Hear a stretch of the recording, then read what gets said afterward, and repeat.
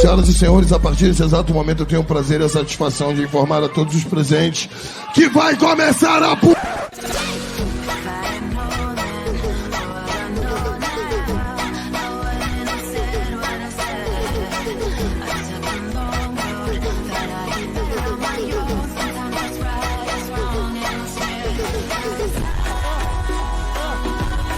Estou.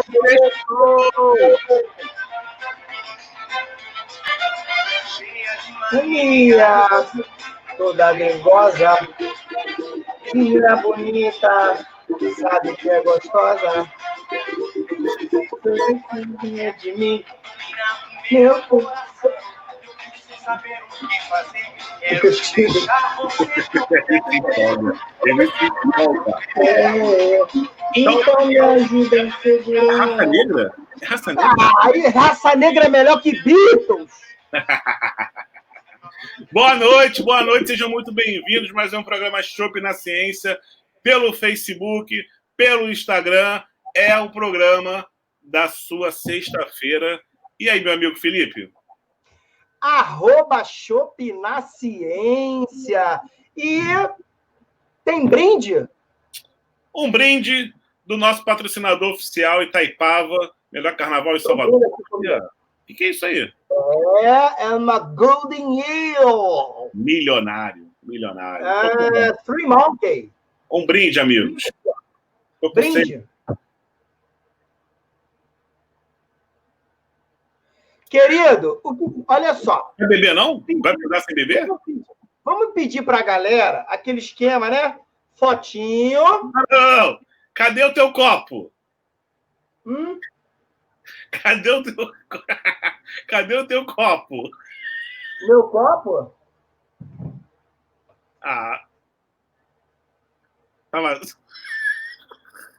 Tá vazio isso aí, Felipe? Não, tá cheio. Eu não acredito que você começou o programa e esqueceu de botar o seu copo cheio, cara.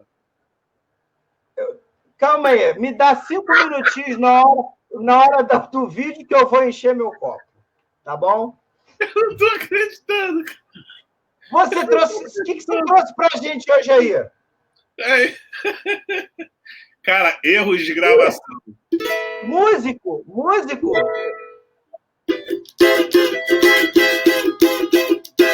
Alô, Felipe! Samba aí. Levanta o seu pelo, vai. Samba aí. Tão babaca, né, cara?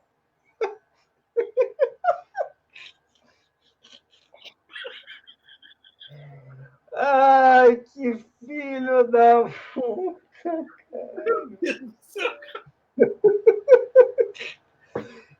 Um dos nossos participantes, para de rir, cara. Não consigo. Cara, o Bolsonaro fudeu a gente, cara. Por quê, cara? Não vamos entrar nessa linha, não, o Carlos Herdia. Carlos Herdia. Explica por que a gente tá rindo, porque o pessoal não vai entender. Ah, cara, o Herdia é um cara... Não. Não, a gente fez a abertura, só que aí começou a falar de política, começou muito xingamento, a gente resolveu fazer de novo. Só que aí a gente... O Herdia é frouxo. E aí, como o Herdia é frouxo, a gente tem que fazer de novo. Só que aí eu não sabia que você ia esquecer a cerveja.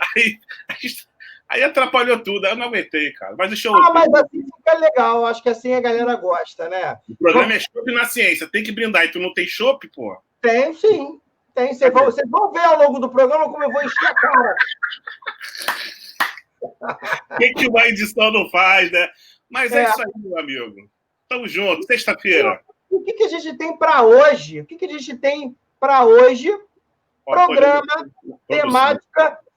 Tem nome, tem convidado novo ou tem perguntas novas de participantes novos? O que tem aí?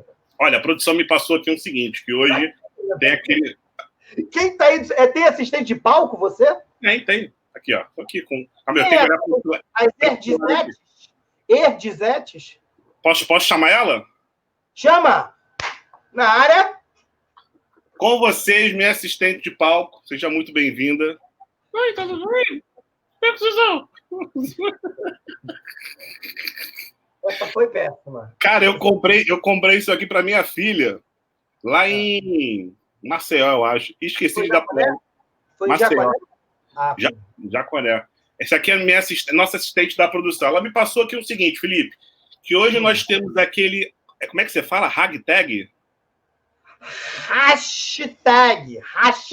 Hoje a gente tem hashtag de chuva de doutores. Hashtag só tem doutor. Hashtag só tem doutor. E também a gente tem hoje, além do artigo da semana, né? A gente tem um assunto que é muito importante, principalmente para os amantes de esportes de combate. Então hoje a gente tem coisa boa aí no nosso programa. Acho que vai ser muito legal, hein? Vai ser legal. E a gente tem pergunta dos nossos, né, seguidores. Sabe quem veio hoje aí para fazer pergunta, Edir? Sei. Quem? Fukuda? Não, Fukuda tá o nome dos autores do artigo. Deixa de ser debochado. Quem vem, então, Felipe? Kate Mahoney. Duvido. Kate Mahoney, do Locademia de Polícia, lembra? É ele mesmo. Onde é que ele mora? Ele mora lá em Alagoas. Não, mas qual é o nome do município? Esqueceu já? Cara, é um município lindo, gente. É lindo. É lindo. Arapiraca. Você falou Arapiraca. Arapiraca, é claro. Obrigado pela lembrança. Isso, Arapiraca. Arapiraca. Legal, legal. Semana passada tivemos um programa falando sobre emagrecimento. Na semana retrasada tivemos um programa de basquete. E a gente está na nossa 15ª edição, Felipe? 15ª edição. Muito sucesso. Já subiu minha cabeça. Brasil inteiro. Ó, é Brasil inteiro. Rio de Janeiro. Ó, Barueri. Temos Maceió. Itaperuna. O que mais? Niterói, seu gaúcho. Gaúcho de Niterói. Temos também acesso lá de Jaconé. Adoro Jaconé. Jaconé. E esse programa ele tem agregado muito valor, né? A gente tem, por exemplo, o Felipe ele aprendeu a fazer um arremesso, né, de basquete, utilizando o fluxo do arco, assim como a gente colocou na... Se controla, Felipe. Inclusive, tem gente dizendo o seguinte: parece ou não parece o boneco Falcon? Fica quietinho pra gente ver. Mas o mais importante é que não é só porque nós temos agora no Facebook 2 pessoas assistindo, no YouTube 5 pessoas assistindo, que a gente, né, vai ter qualquer tipo de desmerecimento com as plataformas. Mas não se esqueçam, a nossa temporada, no processo de pandemia, a gente está gravando, são 50 episódios, no total 100 convidados, né, Felipe? E é muita gente, hein? Vai sair alguma coisinha disso aí no final, Felipe? Vai sair surpresinha. É um e-book maneirinho, bacana, para vocês acompanharem todas as nossas etapas aí ao longo de 50 episódios. Então, fiquem atentos, né? Vamos falar um pouquinho do artigo da semana, vamos falar o que aconteceu durante o programa, né? Então, fiquem ligados. Só falta começar a escrever, né, Felipe? Né? Tô te esperando para a gente começar. E o que vem agora? O que vem agora? Agora é artigo da semana. Olha como é que ele fala.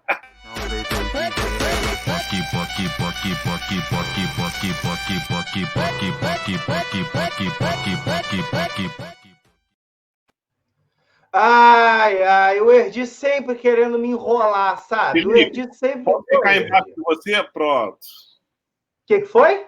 Nada não, continua. Quer ficar embaixo de mim? Aí, depois, ó, siciliano, tu vai arranjar problema com siciliano. Tu se resolve com siciliano com essa coisa de posição. Só para a gente saber, porque as pessoas do Brasil inteiro não estão cientes quem é o siciliano. Vamos explicar. O siciliano... Não, Erdi. Siciliano é conhecido no Brasil inteiro. No Brasil inteiro? Brasil inteiro ele é conhecido. Então, qual é o Instagram do siciliano? O pessoal seguiu o siciliano aí. José Carlos Siciliano, é só jogar lá e dar uma olhada. Eu acho que é esse mesmo. Então, falar do seu namorado, já colocou o endereço do seu namorado, agora falei do artigo da semana. Artigo da semana, The Physiology of Judo Specific Training Modalities. What? É um artigo... é um artigo da Journal of Training Condition Research. Pois bem, é um estudo que fala sobre as práticas, né, da preparação física, né, nas modalidades de treinamento do judô, levando em consideração os aspectos fisiológicos de cada uma dessas modalidades. Vamos deixar um pouco mais claro, né, sobre essa modalidade em específico, o judô, para a galera poder entender o contexto, né, desse artigo, né, desses aspectos fisiológicos para a prescrição do treinamento. Primeira coisa, meu caro e amigo Erti, a gente precisa entender as características do judô. O judô ele é uma modalidade de grappling. Sabe o que é grappling? Alguém sabe o que é grappling? Grappling é a luta agarrada. Então, o judô tem a característica da luta agarrada, né, em que o seu objetivo é projetar o adversário para executar uma técnica perfeita. Se a técnica não é perfeita, continua-se a luta ao solo e busca, né, estabilizar, imobilizar o adversário exatamente, né, no solo. E a gente sabe, né, que essa luta em si, ela tem um aspecto intermitente, né, de alta intensidade. O que isso caracteriza? Né? Caracteriza que o atleta de judô, durante a luta, ele tem momentos de alta intensidade e tem momentos que essa intensidade reduz. Vou tomar um gole aqui, só para molhar o bico. Pois bem, então a gente percebe algumas características, né, dessa luta, da prática desportiva dessa luta. E essa característica, né, no contexto da prática desportiva, ela precisa ser muito bem interpretada, né? Por que é necessário se interpretar essas características durante a luta? Porque a gente precisa entender o contexto fisiológico dessa luta. A gente precisa entender as respostas fisiológicas dessa luta. E aí, quem está assistindo vai se perguntar, mas por que eu preciso entender essas respostas fisiológicas? É claro, os nossos convidados vão falar bastante sobre isso hoje, né? Mas o entendimento das respostas fisiológicas vai trazer uma base, um direcionamento para a prescrição do treinamento. Então, a ideia desse artigo, sendo um artigo de revisão, né, foi compreender as respostas fisiológicas, as modalidades mais comuns de treinamento do judô, que pode ajudar a melhorar a prescrição e o monitoramento dos programas de treinamento. Pois bem, então, respostas fisiológicas não da luta, da competição, e sim das modalidades de treinamento. E quem é do judô já sabe, né? Quem é do judô já sabe. Existem modalidades de treinamento diferentes do judô, que é enraizado, está presente há séculos, né? Há séculos, há anos no judô, né? E o que isso quer dizer? Que modalidades são essas, né? A galera, né, que pratica judô, Erdi entrou aí, que pratica judô, sabe que o treino ele começa sempre como? Naquele conhecido Uchikomi, em japonês, Uchikomi. Uchikomi é aquele treino que você faz a entrada da técnica e sai. Faz a entrada da técnica e sai. E repete esse mesmo movimento centenas de vezes, várias vezes no começo do treino. É muito utilizado como forma de aquecimento, né? Temos a outra modalidade, né, do treinamento, que é o Nagekomi. O Nagekomi, ele é como se fosse a continuidade do Uchikomi. O Nagekomi é a entrada da técnica e a projeção. Entrada da técnica e a projeção. Ou seja, é a execução completa, né, daquele movimento, né, que foi treinado, né, pela metade no Uchikomi. E a gente tem também o Randori. Muita gente chama de Randori, muita gente chama de Randori. Né? Que é nada mais, nada menos do que a simulação da luta, da competição. Não é uma simulação porque você luta mesmo, né? Só que não é naquele mesmo ambiente de competição. No boxe, a gente chama de sparring. Já ouviu falar do sparring, Erdi? Já, quando às vezes... quando eu estou, às vezes... Não, eu ia falar besteira, não vi não. Eu ia sacanear, mas deixa eu falar. É porque é um momento de... né? Seriedade agora, você não pode ficar me sacaneando o tempo inteiro. certeza. Eu já sou muito sacaneado ao longo desse programa, todo mundo já percebe isso. Eu sofro bullying. Beleza, pois bem.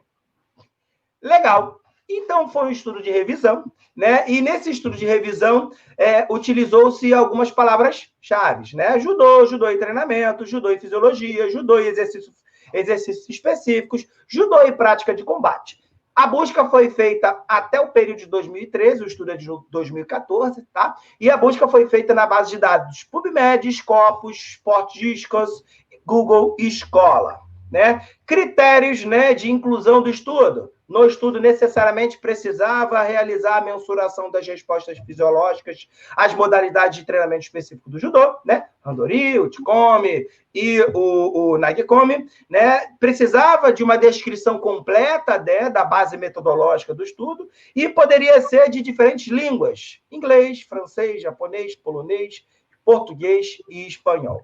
Só que tem uma limitação aí nesse estudo que foi bem destacada, né, durante a metodologia, que devido ao número de estudos de pesquisa bem controlada disponíveis e a falta de uniformidade em relação às variáveis fisiológicas medidas e os protocolos de testes utilizados, uma revisão sistemática em escala completa e uma meta-análise não puderam ser realizadas, né? Então, foi uma revisão descritiva aí sobre a temática. E eles focaram exatamente, né, no Uchikomi, Nagekomi e o Randori.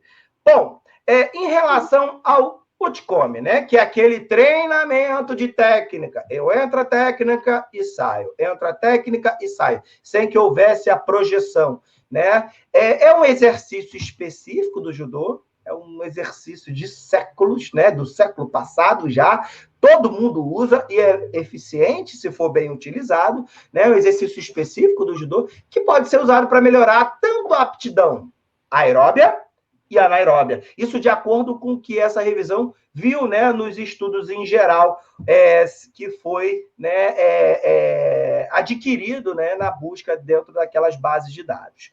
E a proporção de esforço-pausa, a duração total da sessão, o número e a duração das séries individuais e o tipo de técnica, né, foram variáveis determinantes para serem manipuladas e associar ao metabolismo específico das respostas fisiológicas da luta. Então, esse tipo de treinamento, se for controlado, todas essas variáveis que eu coloquei anteriormente, o treinamento ele vai ser eficiente e as respostas fisiológicas vão ser semelhantes aos da competição, né? Então, é importante a utilização desse tipo de treinamento, mas, né, ponderando as variáveis fisiológicas, ponderando as variáveis de estímulo de carga externa de forma eficiente. A mesma coisa foi identificado nos estudos para o Nagekomi, né, o treinamento de arremesso repetitivo. Se você controlar de forma adequada todas as variáveis, relação esforço-pausa, período de intensidade do exercício e tudo mais, né, você vai conseguir atingir, né, as demandas metabólicas da aptidão aeróbia e anaeróbia relacionada com a competição. E aí, uma coisa que surpreendeu, né, nesse estudo em específico foi que o Randori ele não conseguiu atingir as características metabólicas semelhantes à competição, né? Ou seja, o Randori, muito em função de não ter os mesmos estímulos de uma competição, né? Por exemplo, o ginásio cheio, a pressão da competição, a pressão da vitória, as variáveis ali da competição. E, principalmente, você está treinando com um colega de treinamento, né? Você, né, sempre tenta pensar na questão, pô, não vou machucar o meu colega de treino, né? Não vou lesionar ele, eu não vou entrar de qualquer forma, eu não vou tentar derrubar ele independente das circunstâncias, né? Então, aconteceu, né, essa questão aí, essa hipótese levantada muito em função de não apresentar, né, as semelhanças a uma demanda fisiológica competitiva, né? Então, você tentar manipular um pouco mais o Randori pode ser algo mais interessante, e não aquele sparring, aquele Randori solto, livre, sem o controle das variáveis. Como conclusão do estudo, né, o treinamento do judô e exercícios específicos do judô devem ser manipulados para maximizar a resposta do treinamento e o desempenho esportivo. O que quer dizer isso? Manipulem os estímulos. Não deixem fazer de forma aleatória. Controlem os estímulos de forma adequada. Relação esforço-pausa, período de descanso, volume e intensidade desse esforço-pausa. Todas essas variáveis precisam ser muito bem controladas pelo preparador físico, pelo treinador, pelo técnico em geral. Então, isso só demonstra, né, a importância, né, do conhecimento desse profissional dentro da área. Cara, eu sou muito fã desses autores aí, do Emerson Fraschini, do Ciro José Brito também, que é um pesquisador bastante conhecido, né? Eles são lá de Sergipe. Agora, o Fukuda que eu não conhecia. O Fukuda, eu olhei esse nome e fiquei até meio assustado, né? Fukuda? Fukuda? Fukuda. Origem japonesa. O Emerson Franchini e o Ciro, né, o Emerson de São Paulo. O Emerson, no caso, no mundo, é o cara que mais produz em lutas, tá?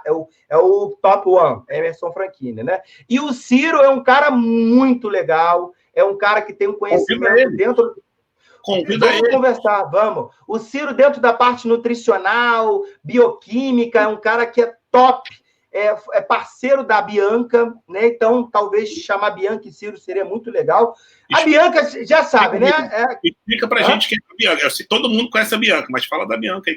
Não, a Bianca, não acho que nem precisa de apresentação. Bianca Miarca, para mim, junto com o meu outro orientador, Roger, nem se fala. Mas a Bianca Miarca ali, junto com o Fabrício, com o Emerson, são os que mais produzem no mundo em lutas. É isso, cavaquinho? Você sabe que um dos nossos convidados toca cavaquinho, né? E o cavaquinho veio de homenagem, para homenagear os nossos convidados. E hoje a gente vai falar sobre o quê e quem são nossos convidados, Felipe? Diga aí. Hoje, os nossos convidados são aqueles convidados com o nome já marcadinho lá nas publicações acadêmicas em lutas, doutor Vitor Kozvik e doutor Leonardo Andreato. Vitor e Léo hoje. Então, e o nosso tema, você não falou do nosso tema, o nosso tema hoje promete. O nosso tema hoje é lindo, né? Já estava correndo aqui embaixo. Preparação física nas lutas. O que é necessário para o sucesso?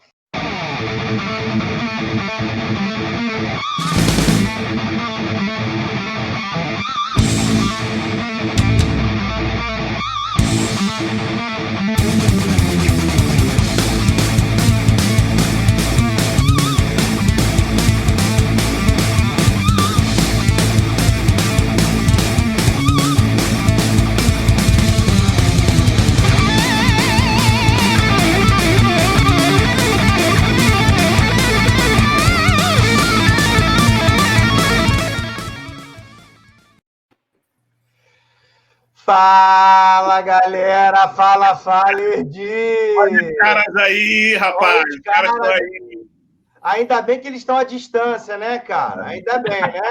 Hoje ainda bem porque hoje os caras são brabos, os caras são da luta, os caras são do treinamento e preparação física para o esporte de combate, né? Então, hoje é para quem é amante da preparação física para esse grupo. Erdia, fala comigo.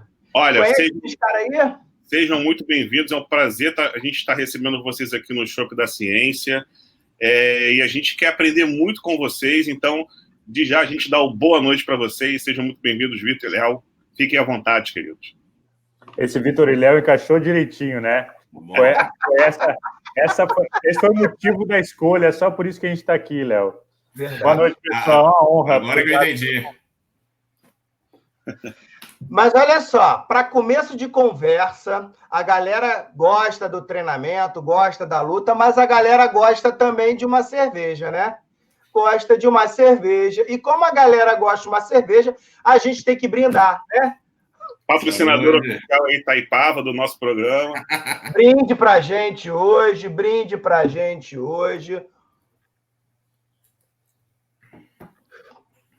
E a galera que está assistindo a gente sabe que também está tomando uma cervejinha enquanto assiste. E se está tomando uma cerveja, pode pegar a cerveja, botar ali, ó, aqui do ladinho, né? Botar aqui do ladinho o YouTube passando, né? E tirar aquela foto. O que você está rindo aí, Erdi? E tirar aquela foto, né? Aquela foto para postar lá no arroba Chopp na Ciência. Marca o Erdi. Ele é um artista, cara. Marca o Vitor, marca o Léo. Vamos postar no Instagram, porque isso tem que rodar. E, meu amigo, hoje a gente tem só influencer aqui também, né? Você sabe disso, né, Erdi? Só influência dentro dessa área. Mas antes deles se apresentarem, eu vou ter a honra de apresentar. Posso? Claro, deve. Então eu vou apresentar. E, novamente, o que a gente tem aqui hoje? A gente tem aquela nossa hashtag, tá? Hashtag só tem doutor. Eu vou contar, Erdi. 1, 2, 3, 4 doutores. 4 doutores. Fala. Fala aí, como é que fala? Não. É hashtag só tem doutor. Isso, só tem doutor. Só tem doutor e só tem doutor mesmo, né? Primeiro, nós temos a presença do Vitor Cosvig. Ele é graduado em Educação Física, ele tem pós-graduação em Fisiologia do Exercício, mestrado e doutorado pela Universidade de Pelotas e, atualmente, ele é professor adjunto da Universidade Federal do Pará, faixa preta de Jiu-Jitsu. Nós temos também, hoje, a presença do doutor Leonardo Andreato, pós-doutorando em Ciências do Movimento, doutor em Movimento, Ciências do Movimento Humano, mestre em Estudo do Esporte pela USP, especialista em Fisiologia do Exercício, graduação em Educação Física e faixa preta de Jiu-Jitsu. E, Erdi, eu não tenho nem o que falar. Os caras têm para mais de 30, 40, 50 artigos dentro da área de lutas.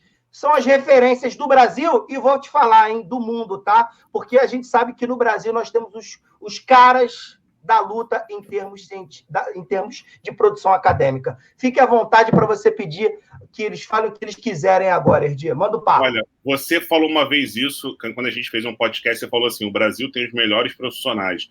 A gente teve a oportunidade de ter aqui um programa com o Orlando e com o Thales, falando muito de situações práticas, de treinamento, né? O Thales e o Orlando deram um show, e hoje a gente está trazendo aqui uma nata da área científica, e eles vão mostrar para a gente exatamente como alinhar esse processo científico com a prática. Então, eu achei que hoje o programa promete.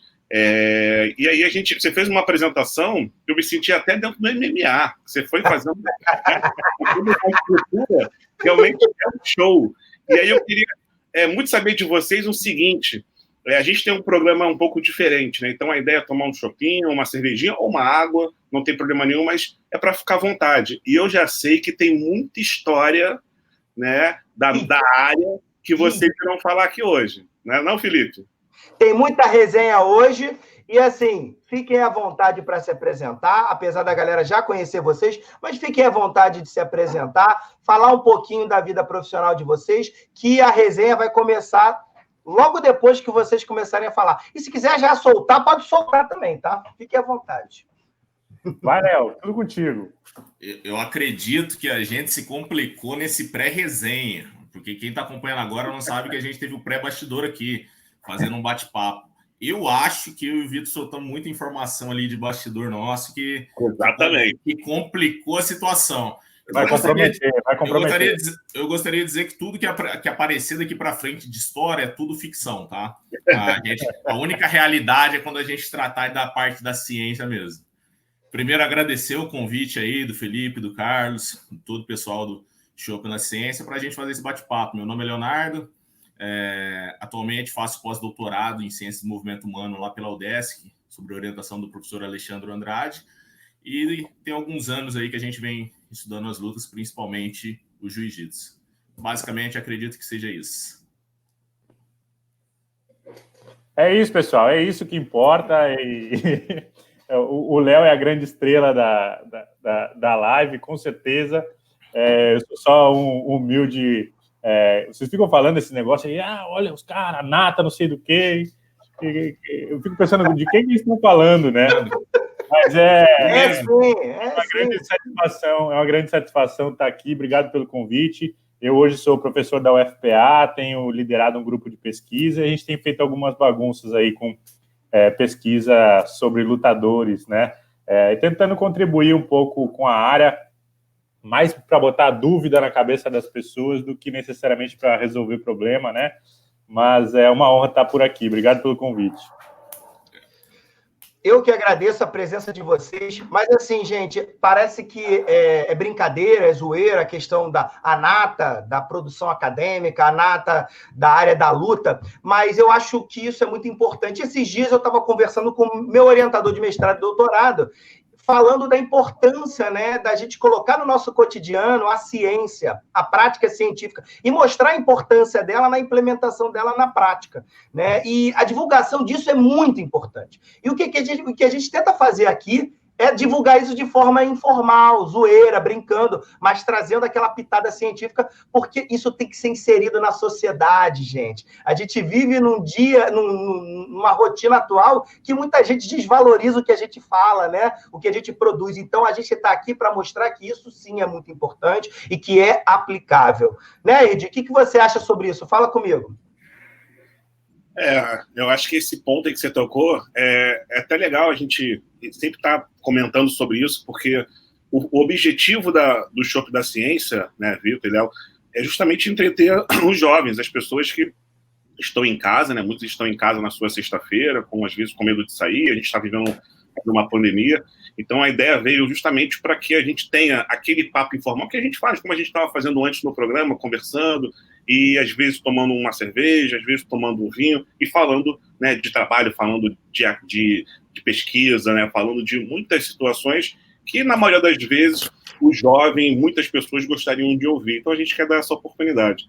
E aí, Felipe, falando sobre o nosso tema, né, de preparação física, e aí falar de preparação física, eu já trabalhei na preparação física, mas no futebol, muito diferente na área de lutas, né, porque a gente tem uma estrutura totalmente atípica num esporte como o MMA, as modalidades específicas do esporte de combate, não possui uma estrutura profissional como o futebol, a gente sabe disso. Eu queria saber de vocês o seguinte, qual é a experiência dentro desse ramo de cada um, né, a vivência, o tempo de atleta, né, profissional. Eu queria que vocês falassem um pouquinho sobre a experiência de vocês nesse ramo. Deixa aí o Vitor começar. Cara, a minha experiência de atleta foi bastante curta, né? Não, até não foi muito curta, né? Eu comecei relativamente cedo, né, no jiu-jitsu, comecei com 15 para 16 anos, e aí almejei aí a carreira de atleta até a faixa roxa, se não me engano, não me falha a memória, minha última competição foi na faixa marrom, né? Mas eu sempre fiquei aí, né, no nível regional, né? Eu gostava muito de competir, né? Competir sempre foi um prazer muito grande. Mas o meu mestre ainda me xinga, né?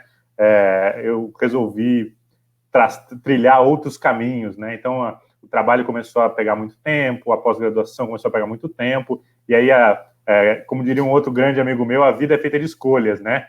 E de fato, para que tu figure competitivamente, né? Especialmente hoje, né? Quando eu comecei a competir, a gente tinha 1, 2 competições ao ano, né? Com poucas categorias, luta de faixa preta era rara, né? Nas competições estaduais. Então, hoje em dia, para que tu tenha alguma expressão competitiva, as coisas já estão mais complicadas, né? Elas precisam de mais atenção, precisam de mais dedicação. A competitividade aumentou bastante. Eu acho que esse papo encaixa muito com o que a gente tem para falar hoje aqui, né? Está se caminhando por uma profissionalização cada vez maior nas modalidades de combate. Esse processo mais recente, mas tem modalidades que a gente pode se basear, como o judô, por exemplo, que já está muito mais estabelecido. Tem o MMA que está agora, né, aos olhos de todo mundo, né, chamando a atenção de todo mundo, mas eu não tenho mais pretensões competitivas, pelo menos não de sucesso competitivo. Mas eu confesso que uma promessa que eu faço para mim mesmo, toda vez que o ano vira, este ano eu vou competir de novo. Então é um negócio que eu curto muito fazer, mas tô me devendo nos meus planos pessoais. Legal. Chega lá, Léo. Assim como o Vitor, também comecei ali com 14 para 15 anos com a prática. A motivação principal foi parar de levar uns cascudos na escola, acredito como boa parte. Não tinha uma estatura muito grande, no auge dos meus 1,72 m, sofri um pouco ali. Aí o jiu-jitsu foi um divisor de águas, né? Porque a partir do momento que eu fui para a primeira competição que ganhou uma camisa, e eu utilizei ela na escola, eu parei de apanhar, cara. Então, não precisei nem testar a efetividade das técnicas, foi só a camiseta ali. Aquela com competidor atrás, né? Competidor, recomendo. Você tá sofrendo, você criança, adolescente, está sofrendo bullying em casa, compre uma camiseta ou confeccione uma camiseta, mas que esteja escrito competidor, ok? Isso já vai ser um antídoto. Mas isso com o Felipe não deu certo, porque na época falaram para ele botar uma camisa de luta, aí ele botou luta contra o câncer. Aí deu. Não deu. Cara, o dia é muito escroto, cara. Mas não interrompe o Léo para ele, não interrompe o Léo, não. Pô, agora que eu ia entrar no Sherdog aqui, pô. Aí, pô, acabei gostando pra caramba da coisa, porque trazia vários benefícios, né? Como parar de apanhar. Comecei a me dedicar até a faixa marrom, posso dizer que eu vivenciei ali as competições no que era de alto nível na época. Então, ganhei Copa do Mundo, Copa do Brasil, de marrom cheguei a medalhar, fazendo semifinal de brasileiro, em terceiro colocado. Então, até a faixa marrom consegui competir legal. Só que a partir dali começou, acho que o problema da maior parte dos brasileiros, né? Chega um momento que você está competindo, na época, como o Vitor falou, não era tão grande assim a abrangência da modalidade como hoje, em número de competições, remuneração, as possibilidades de você conseguir apoio através da divulgação das mídias sociais, não tinha muito isso. Aí acabou naquele momento que as lesões começaram a aparecer, fruto dos treinamentos errados que eu acabava fazendo, um pouco por falta de conhecimento meu, mas também um pouco de falta de conhecimento na área, que a área cresceu muito nas últimas décadas aí, e acabou aquele momento de divisão de águas, né? E aí, continuo na modalidade, tento ser atleta, e se não der certo, vou viver do quê? Como que vou sobreviver? Nisso, já tinha começado algumas pesquisas por egoísmo ali, que eu digo no egoísmo é porque eu queria entender como que era a modalidade, tinha quase nada escrito sobre o jiu-jitsu, e começou rolando as pesquisas, surgiu a oportunidade de uma porta para o mestrado, e eu acabei me dedicando mais para essa área aí. As expectativas como os atletas está aposentada, mas quem viveu assim um pouco de competição, gostou, sempre você procura um jeito de estar ativo ainda, né? Ou seja, acompanhando, assistindo as competições, ou com preparação de atletas. Então, hoje em dia é mais para essa linha aí, mas competição acaba sendo algo que acaba motivando bastante. É legal ouvir, né? Porque a gente acaba, né, voltando um pouco para o passado e vendo, né, a sua vivência prática em competição e tudo mais. Por mais que o Erdi não acredite, né? Gostava bastante de botar o kimono e ir para a competição, ficar o dia inteiro lá, né? Levava até comida para comer no intervalo, porque tu lutava infanto, daí tu lutava uma categoria mais jovem, mais novo, pegava sub-21 depois, né? Então era uma diversão, sempre foi, né? E depois, como técnico, professor, a gente ficava também o dia inteiro acompanhando os alunos, né? Porque aí vinha desde o chupetinha até o aluno mais graduado na competição, sempre foi muito legal. As resenhas durante a competição sempre foram muito maneiras também, então é algo que a gente gosta bastante, é viciante, não tem como você não gostar. Mas entrando um pouco a fundo aí, né, nesse tema que tanto nos instiga, né, e tanto nos traz contestações no contexto atual, pelo fato do esporte de combate estar crescendo tanto, como o Vitor colocou, como o Léo colocou, né? Está crescendo muito, né? E a gente também, ao mesmo tempo, tem a crescente dos profissionais que trabalham dentro dessa área e tem o interesse de trabalhar dentro dessa área, porque a tendência é que seja cada vez mais rentável, né? E é bem interessante, e a gente saber que a gente tem uma base sólida em termos de produção acadêmica nos dá um pouco mais de segurança para a gente poder ter referências, né, para tentar implementar na prática, né, o que é produzido. E aí a gente começa, a gente tem que começar pelo começo, né? E a ideia é saber qual é o papel do preparador físico, qual é o papel do preparador físico, né, na preparação do atleta, né? Parece que é óbvio a pergunta, né, mas muita gente não sabe exatamente qual é o papel do preparador físico. Às vezes o preparador físico toma a ação de outros profissionais que não é a dele e acaba, né, entrando por um caminho errado e não fazendo o que tem que ser feito. Então, na ideia de vocês aí, a gente pode entrar até na questão da interdisciplinaridade. Qual o papel do preparador físico na interdisciplinaridade da preparação do atleta? Gente, Léo, se quiser começar, fica à vontade. Vamos lá. Embora eu discorde ali do Vitor, que ele fala que a estrela do evento aqui sou eu, quem tem milhares de seguidores nas redes sociais ali é ele, tá? Então eu sou o cara mais escondido atrás dos papers mesmo. O digital influencer aqui é o Vitor, ele que é o primeira voz. O Felipe, essa é uma questão importante, cara, porque o que eu ia falar você já abordou, que é a questão da interdisciplinaridade, né? O que é interdisciplinaridade? Seria vários profissionais atuando com comunicação. Então eles se comunicam, eles definem as estratégias do todo. Então se a gente fosse pensar isso na saúde, acaba sendo mais simples, que seria o médico, o nutricionista, o profissional da educação física, o fisioterapeuta se comunicando para reabilitar um paciente, promover a saúde. Na área do esporte é a mesma coisa. O importante é essa questão da interdisciplinaridade, porque se for pensar o sucesso esportivo, ele é algo que depende de vários fatores. E além de tudo, você tem o treinador ali da parte técnica, né? Então, o preparador físico, nesse conceito, a gente precisa cair um pouco de desuso daquela ideia do faz tudo. Eu acredito que você tem que estudar um pouquinho de tudo, sim, mas o preparador físico ele não pode ser o responsável pela nutrição do atleta, por passar a exercício para parte psicológica, ser o terapeuta, fazer parte de fisioterapia, se envolver na parte ali de algum problema de saúde, atuando até como médico. Isso acaba não sendo algo relevante que vai ter efetividade se você for pensar no esporte de alto rendimento.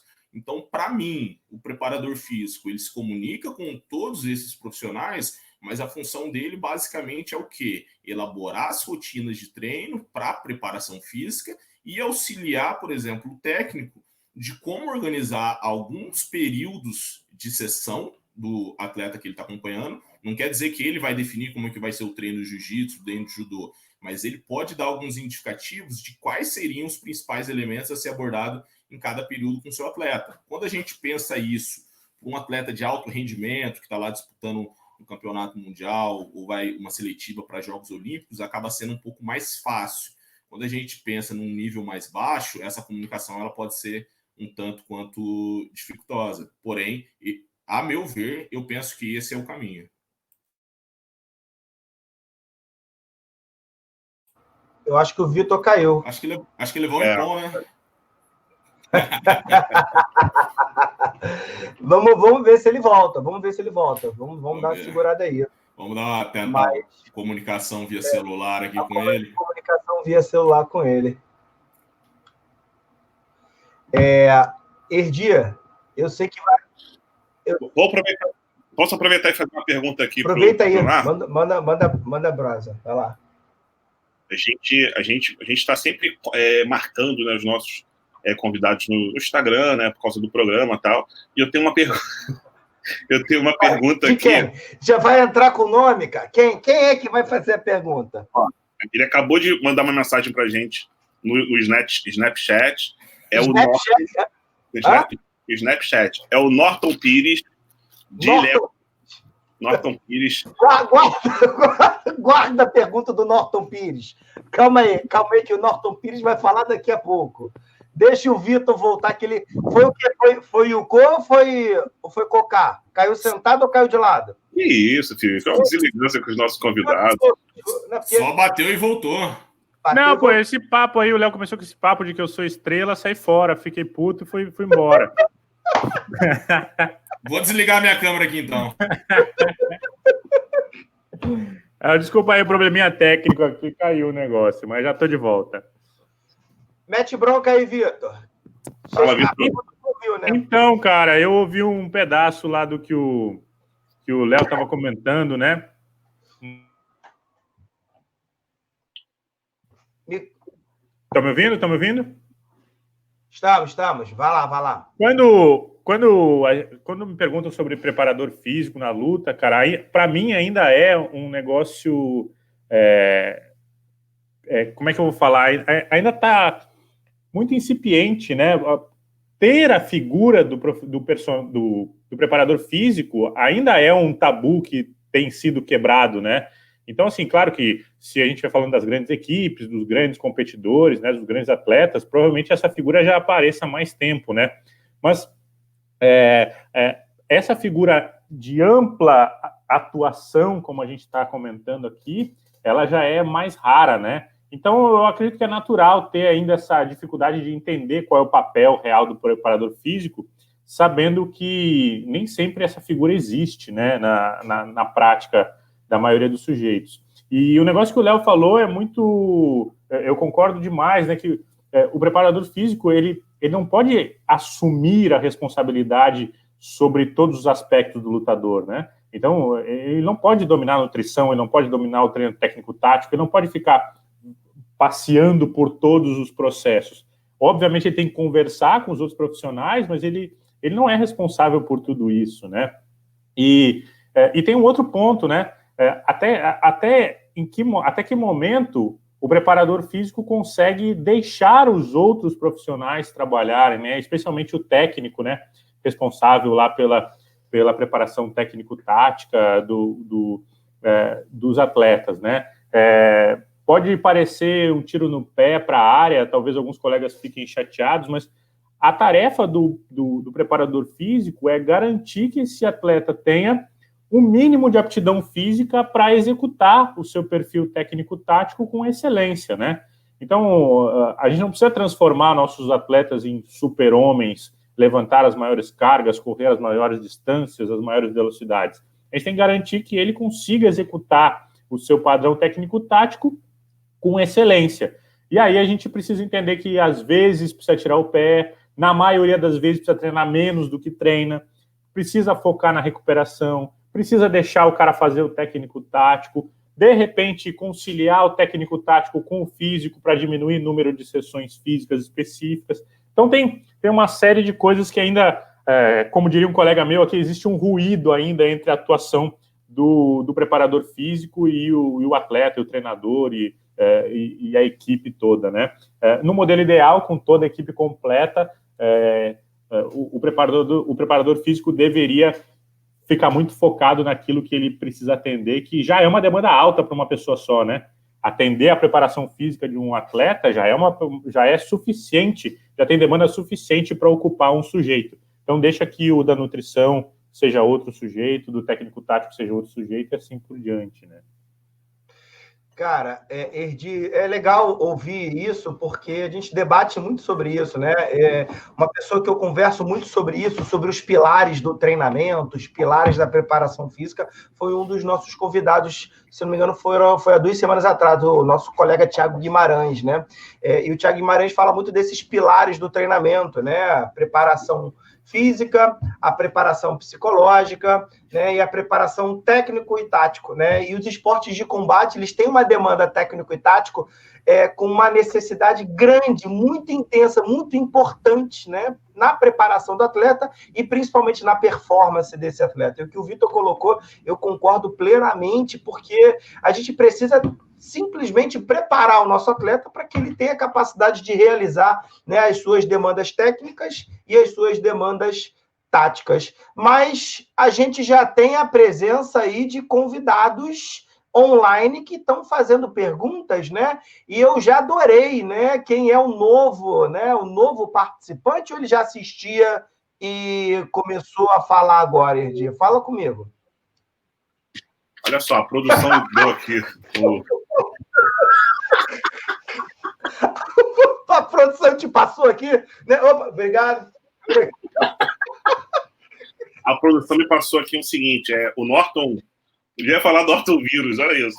O Norton. Cadê o nome dele, gente? Não era Norton Pires? Norton Pires. Norton Pires, de Ilhéus, Bahia.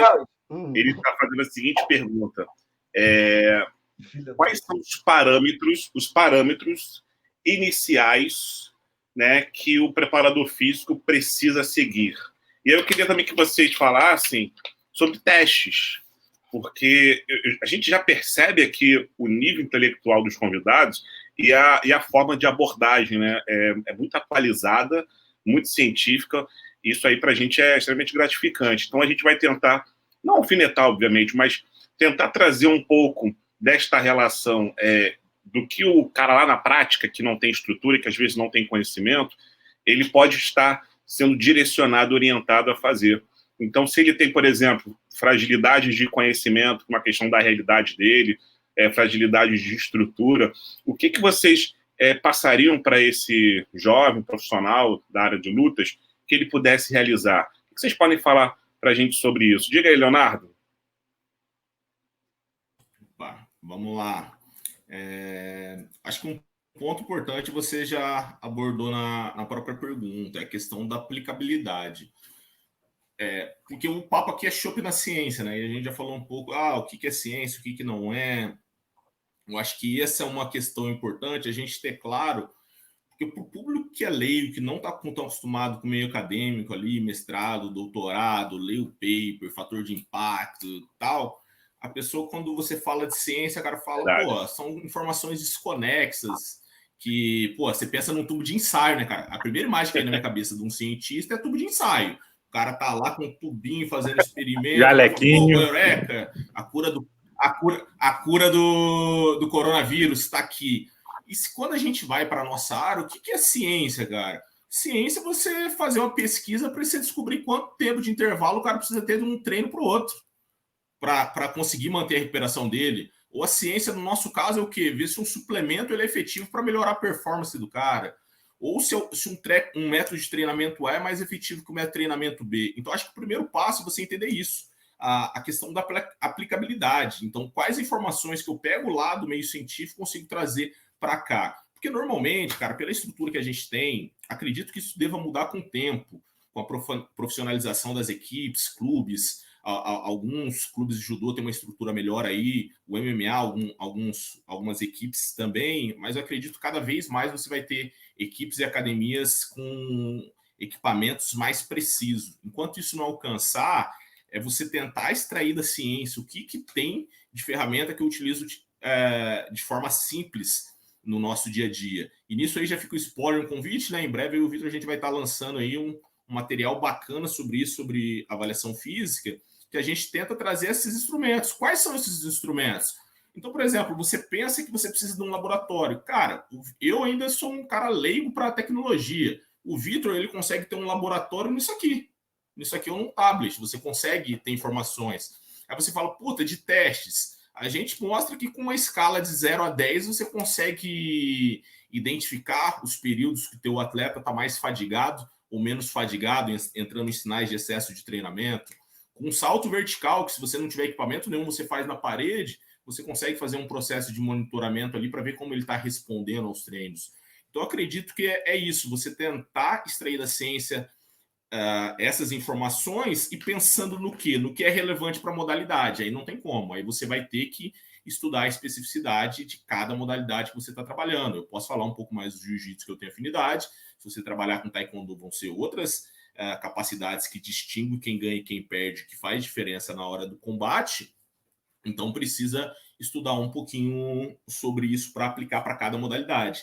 Mas é o que você disse, tentar ver o que é aplicado de fato. Porque um erro muito grande que a gente tem quando a gente vai trabalhar com medidas e avaliação é que você começa a conhecer os testes, você quer enfiar teste tudo quanto é lado. E quando você começa a trabalhar mais na prática ali, acompanhando o teu atleta, o cara não é um rato de laboratório, cara. O cara não vai aguentar passar por aquelas baterias todas, embora ele tenha que passar. Então, você vai ter que selecionar a dedo quais componentes você vai manter ali.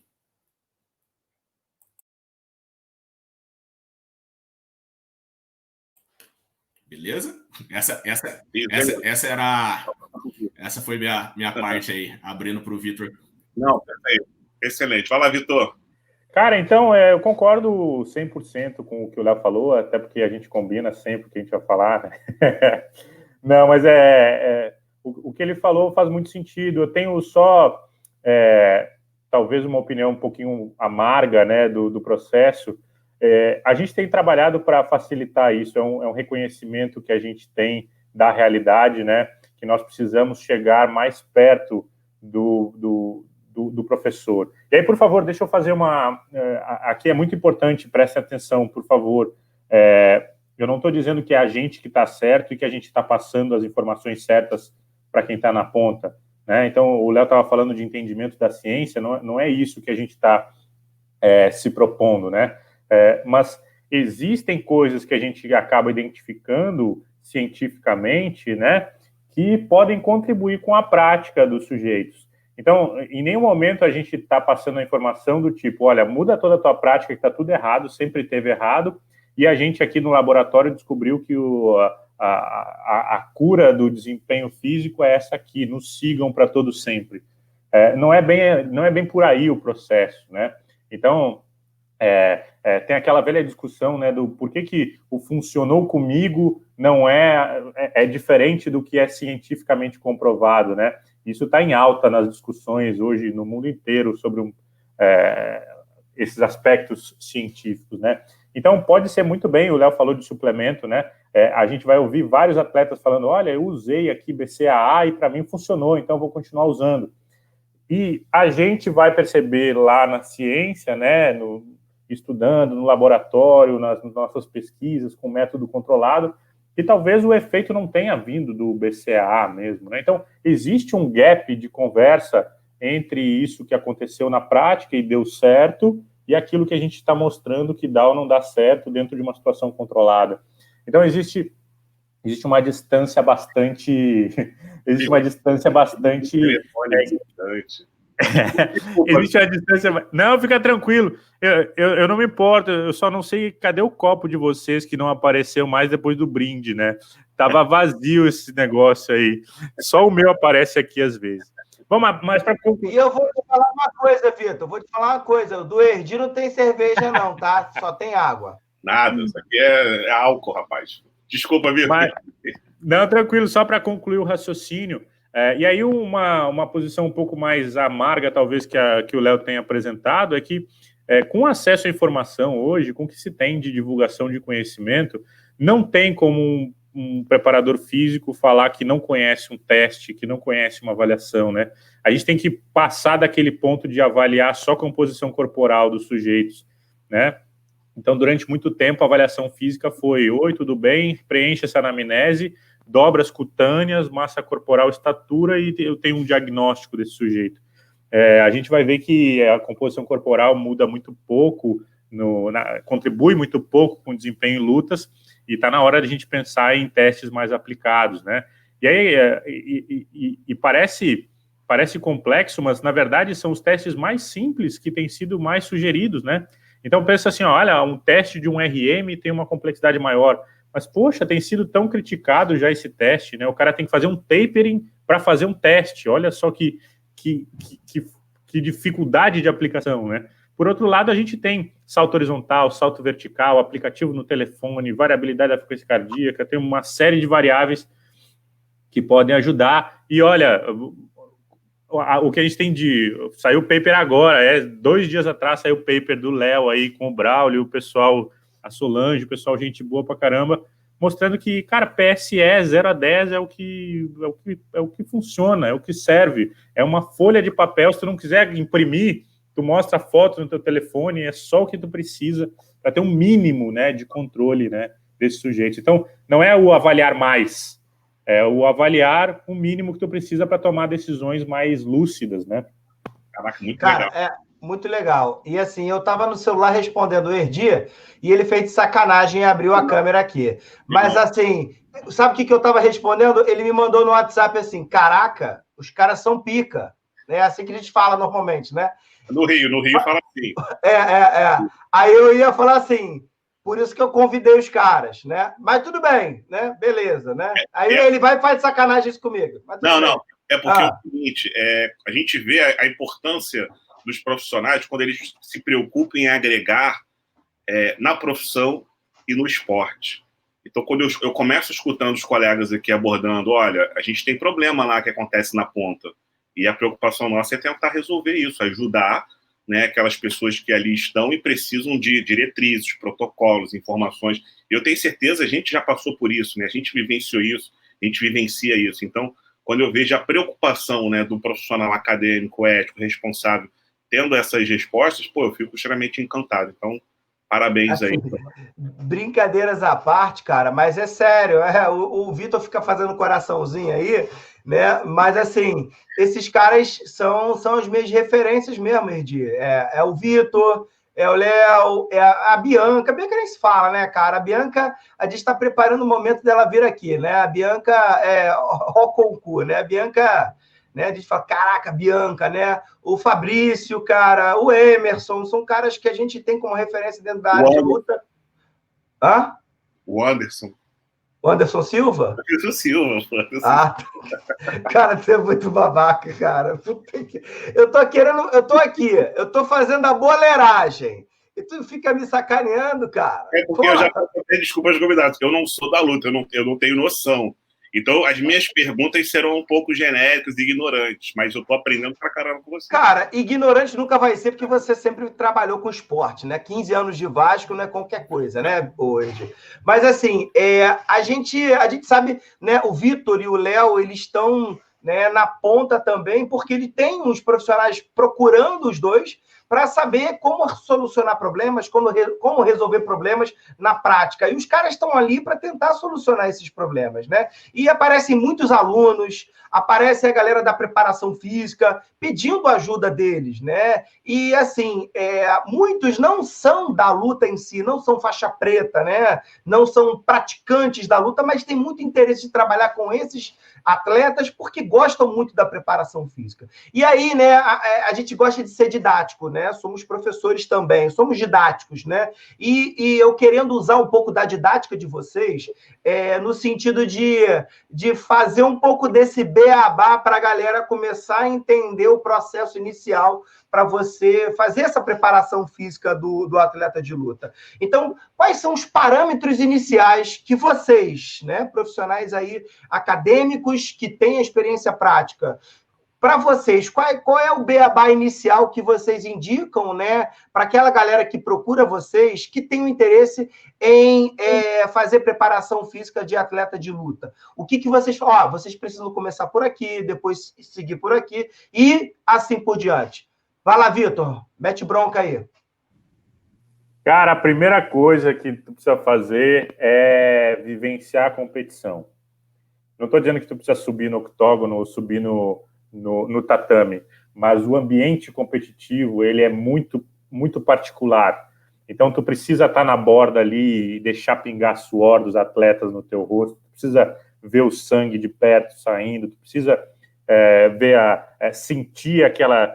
porque, assim, o grau de ansiedade de alguns atletas, ele chega a ser perceptível, né, nesse momento. Então, tem um atleta que precisa de mais ativação, tem um atleta que precisa de mais sossego, porque ele já está muito pilhado, ele precisa ser acalmado, né? Então, lidar com esse ambiente, para quem não tem experiência, seria, para mim, o primeiro passo, né? Então, assim, olha, eu estou me propondo, um lutador me convidou para eu fazer a preparação física dele, eu estou me propondo a atender esse pedido, a primeira coisa que eu vou fazer é participar de uma competição, por menor que seja, para entender esse processo, né? Um grande amigo meu que é da área, quando eu tinha 15, 16 anos, um colega pediu para ele fazer a preparação física, tal, lutadores, a primeira coisa que ele fez foi marcar um treino, foi lá, vivenciou, botou o kimono, sentiu como é que é a pegada e tal. Então, a vivência que a gente fala não é necessariamente que o sujeito precisa ser atleta, ele precisa ter sido campeão, ele precisa ter tido... Não é esse o papo é entenda o contexto, né? Então, para mim, esse seria o primeiro passo. E o segundo passo é conhecer a modalidade. O Léo já adiantou aí, as demandas do taekwondo são diferentes da do jiu-jitsu. A do jiu-jitsu é diferente da do judô, que, para quem é leigo, são tão parecidos, né? Então, eu preciso entender a demanda. Então, eu vou deixar os outros pontos para o Léo ir completando, para não monopolizar aqui a fala, mas para mim os dois primeiros passos de quem não tem experiência e quer trabalhar com isso é conhecer o ambiente competitivo e conhecer a modalidade, as demandas da modalidade.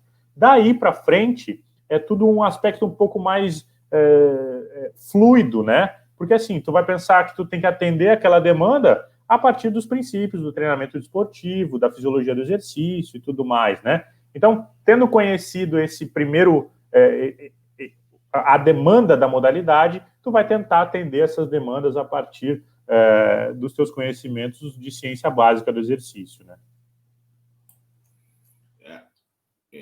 Concordo totalmente com o que o Vitor falou aí, porque mesmo quem é das lutas, cara, quando você começa a ter uma variação entre modalidades, às vezes você tem uma percepção bem errada do que ela é.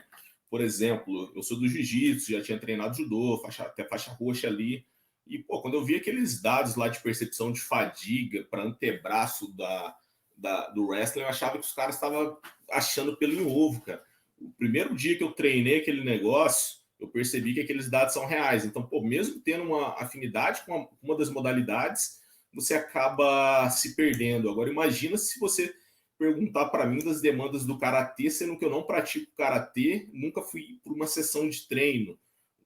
Você vai ter uma percepção muito errada, muito errônea ali. E quando você pensa no universo das lutas, às vezes você lê um paper lá do judô, um paper do jiu-jitsu, você não considera que, pô, são 7, 8, 9, 10 categorias de peso, então tem uma diferença absurda. Aí no jiu-jitsu você tem graduações ainda, faixa branca, azul, roxa, marrom e preta, que isso pode dobrar o tempo que o cara vai estar lutando. Então esse papo de conhecer a modalidade é fundamental. Entender no que teu atleta está submetido, assistir vídeo dele lutando, para você entender quais são as capacidades que ele mais está precisando, quais são as mais deficitárias. Aí, passando essa parte que o Vitor falou, o que eu julgo importante ali? Isso vai depender se você tem afinidade ou não com os esportes de combate.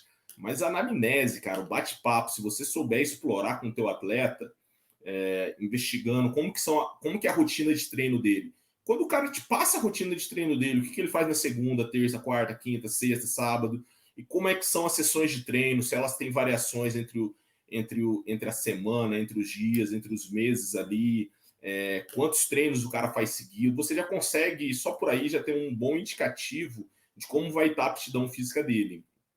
E, além disso tudo, quando eu entro na parte dos testes, aí, quando eu penso só em diagnosticar, eu gosto de ter pelo menos uma medida para cada variável de desempenho importante para a modalidade.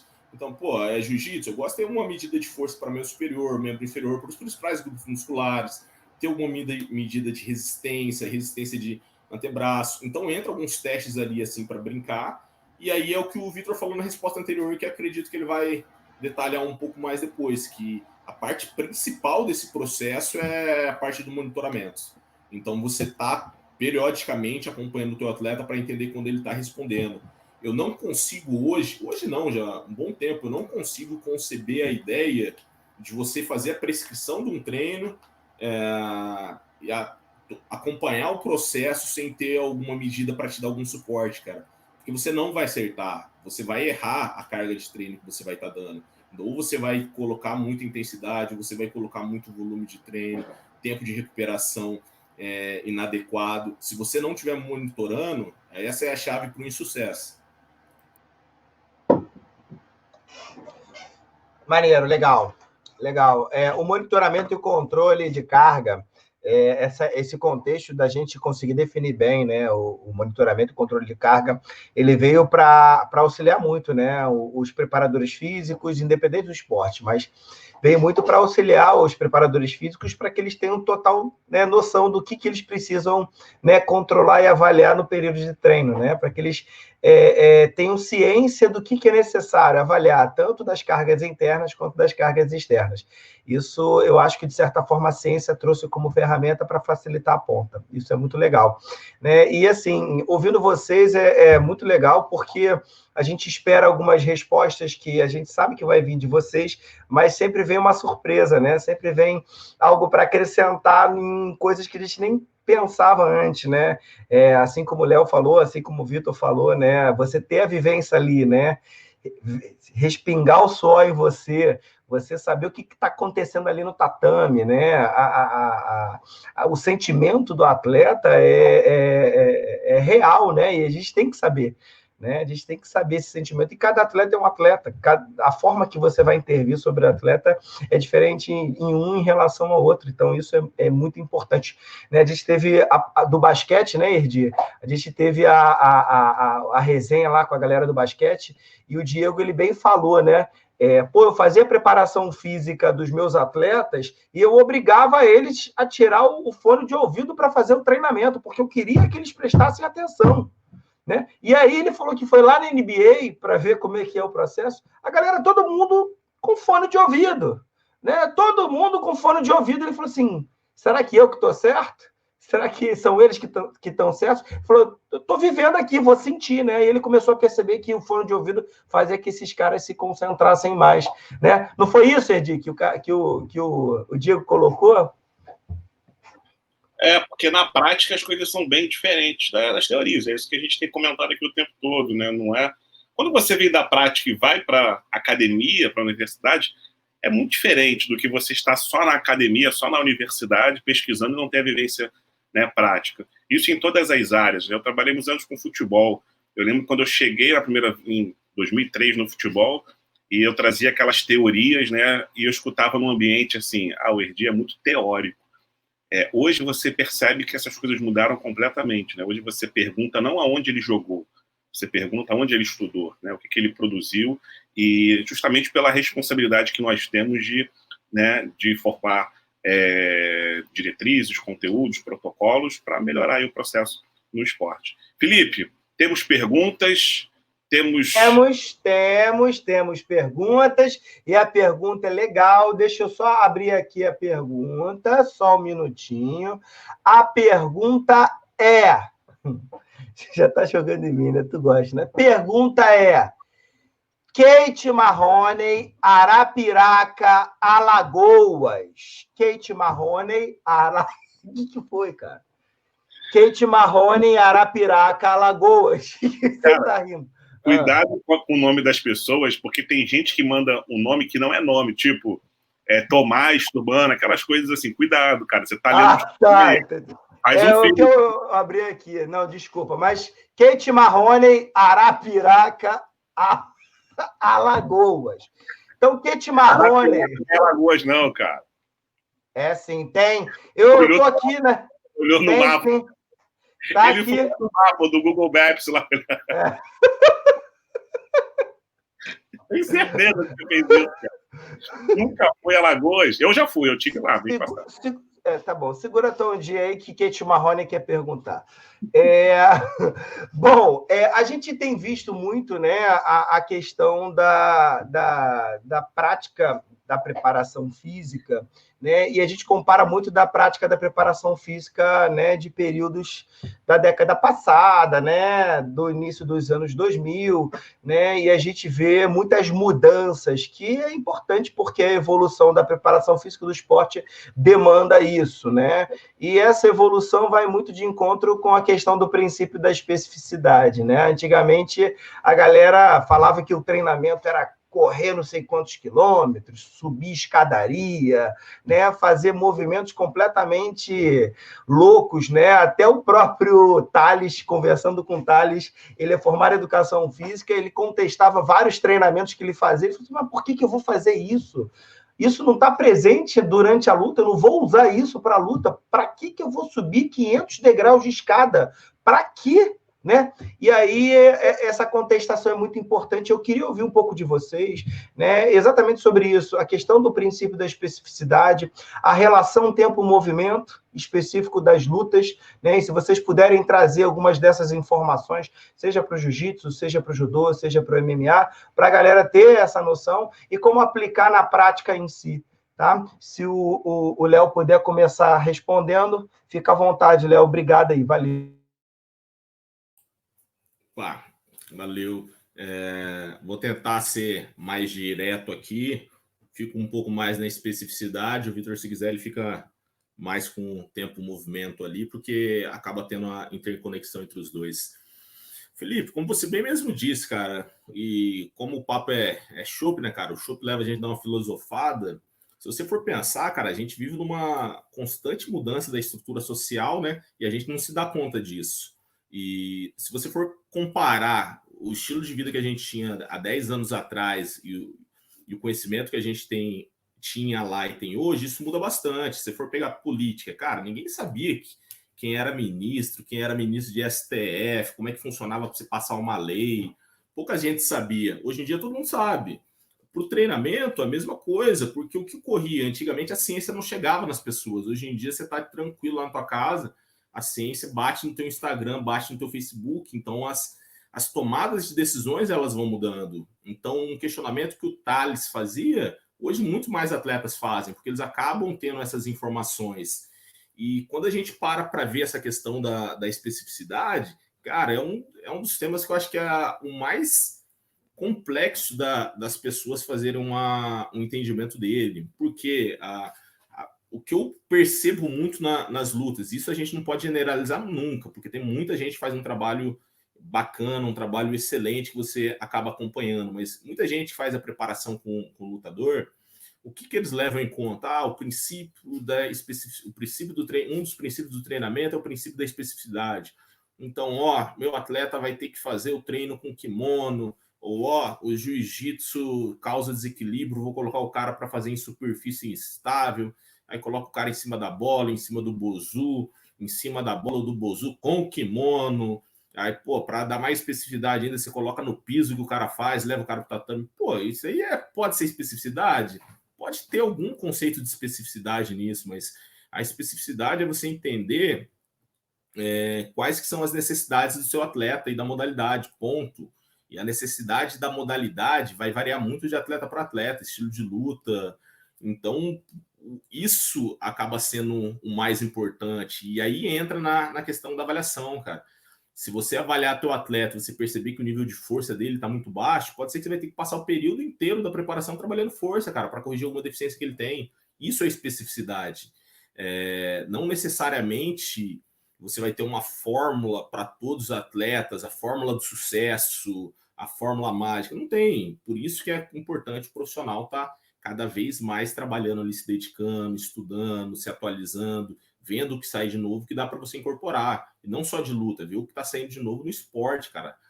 De forma geral, você tem muita informação que dá para você pegar de vôlei, futebol, basquete, rugby, que dá para você fazer essa transferência ali. Então, a especificidade é o quê? A gente compreender que as respostas elas são específicas ao tipo de estímulo que a gente dá. Então, basicamente, eu acho que esse é um ponto fundamental para as pessoas incorporarem e pararem de pensar que é só reproduzir o movimento da modalidade. Porque muitas vezes você não vai conseguir gerar, cara, tanta força, tanta potência ou tanta resistência naquele gesto. Às vezes você consegue uma resposta muito maior de uma capacidade em exercícios não específicos, que acaba tendo uma transferência maior do que você conseguiu, por exemplo, potência num power clean, para transferência na modalidade depois. Muito legal, Léo. Ouvir isso é importante também para a gente equilibrar, né, os nossos pensamentos, né, da questão desse princípio, né? A gente precisa levar em consideração o aspecto da intensidade, a gente precisa levar em consideração aonde a gente quer chegar, né? Se a gente puder juntar tudo e botar tudo no mesmo saco e tentar, né, aplicar é o ideal, né? Não é nem tanto nem pouco, né? Entendi. Vai lá, Vitor, manda brasa. Cara, eu acho que o Léo já sintetizou bem o papo sobre especificidade e, de fato, é um tema que a gente não pode abrir mão, mas nem fechar demais, né? Porque existe um ponto ideal de especificidade, né? Eu não estou dizendo que a gente busque o ponto ideal, né? Mas a gente precisa fugir daquilo que é muito inespecífico. E aí tu comentou, lutador correndo de modo contínuo, longas distâncias para melhorar a sua aptidão aeróbia, um negócio que hoje a gente percebe que não faz mais muito sentido, né? E o contrário também é verdadeiro, né? Aquele excesso de especificidade quando a gente pensa que só o movimento da luta vai aprimorar o desempenho do sujeito, né? Então, existem os dois extremos e eu acredito que o ideal está... Eu não vou dizer no meio, né? Porque se a gente pegar dois extremos com algo muito luta, 100% luta, e algo muito fora de luta, talvez esse ideal esteja ainda mais próximo da luta, né?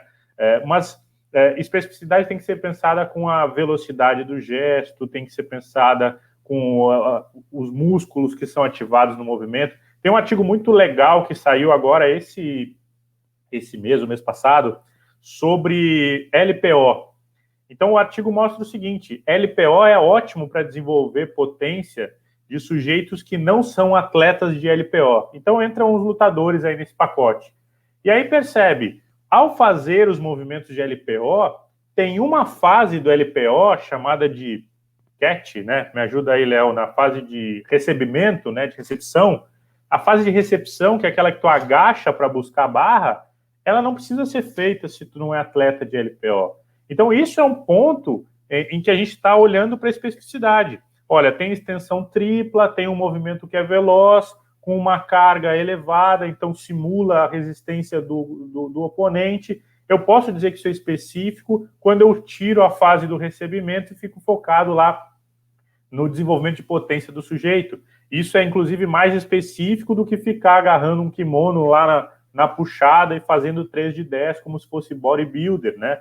Então, precisa entender também a diferença entre o que é meio e o que é método, né? Ah, Vitor, então pegar kimono na musculação é sempre errado. Não, o que vai mandar na parada é o que tu tá fazendo, quantas repetições são, até que ponto de fadiga tu vai, qual a velocidade de contração. Então, é isso que a gente vai chamar de especificidade.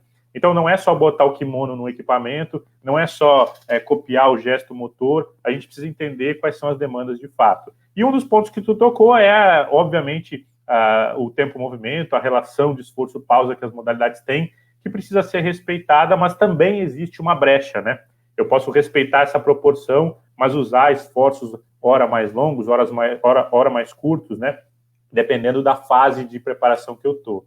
Então, sim, esse de fato é um dos pontos centrais do processo e que talvez precise ser melhor divulgado, né? Legal, legal. Escutar um pouquinho isso de vocês, com certeza a galera deve estar se amarrando, a galera, né? E assim, vai seguindo um caminho, né? Um contexto, pelo menos vai organizar as ideias, porque assim é muita informação, né? E essa quantidade de informações para você concatenar em algo eficiente é muito difícil de fazer, principalmente o esporte de combate que tem demandas metabólicas bem interessantes, né? As capacidades físicas são muito amplas, né? E você conseguir permear por todas essas áreas é difícil, é complexo e precisa muito da experiência e do conhecimento científico, né? Assim como provavelmente o Erdi tinha as questões dele também no futebol, né? Era uma problemática grande, eram muitas demandas, né, Erdi? Temos outras perguntas de outros temas? Então, fique à vontade, Erdi. Temos sim. Eu não sei se é homem ou se é mulher, tá, gente? Eu acho que é do gênero feminino. Felipe, o que foi? O que você tá rindo aí, Felipe? Cara, deixa eu falar. A Mimaré, ou Mimaré. Calma aí. Fala de novo. Mimaré Celeide. Não, isso aí nem vale, cara. Isso nem vale. Mimaré Celeide. Tá, agora fala de onde é. São Miguel dos Milagres, Pernambuco. Já estive lá, um beijo. Eu acho que é conhecido, ou, né, provavelmente estive lá há pouco tempo. Ele quer saber o seguinte, ou ela, desculpa aí que eu não sei o gênero. Existe alguma periodização, algum modelo de treinamento já validado, utilizado dentro da luta, dentro das modalidades específicas da luta, do esporte de combate? Eu queria que vocês falassem um pouquinho sobre isso. Vitor, pode começar? Posso, não tem. Não tem, pronto. Cara, esse é um dos tópicos, né, que é complicado de falar, porque é tipo aqueles papos que tem seguidores e fãs muito ferrenhos, né? Tem pessoal que defende assim, tipo BCAA, né? O cara não solta por nada nesse mundo, né? O cara defende até... então, assim, periodização é um tema complexo, né? Mas o que a gente tem percebido? Eu não estou dizendo que é para tu botar todos os teus conhecimentos de periodização no lixo, muito pelo contrário. Eu acho que entender os métodos, os modelos que foram propostos, as diferenças entre eles, eu acho que isso é válido, né? E queira ou não queira, existe uma demanda. Quando tu pega o teu atleta, chegou o Léo lá na tua frente, e aí ele diz assim, ó, beleza, Carlos, monta meu programa de treino aí, eu vou competir em dezembro. Existe, então, um momento em que tu não tem como fugir. Tu vai pensar em o que vai completar esses meses que tem até a tua luta, né? Só que existe uma grande diferença entre tu imaginar, organizar minimamente o que tu quer até lá e de fazer o que o pessoal vinha fazendo, né? Tem até um pessoal que critica quando eu falo isso. Ah, mas é o pessoal que interpretou errado a obra do Matveyev. Aí os caras já com a tocha na mão, o cara com a tocha na mão e tal. Então, o que eu estou me baseando é no que as pessoas aplicavam de fato, né? Então, o que os caras faziam? Os caras pensavam assim, ó, tu vai competir em dezembro? Bom, então tu tem 2 semanas de tapering, e aí parece que essa é importante, né? O tapering é essencial. Polimento, como queiram chamar, né? Mas aquelas semanas pré-competição, elas estão mais sólidas na literatura. Por várias características, em outro momento a gente fala sobre isso, mas o que vem antes desse período, né?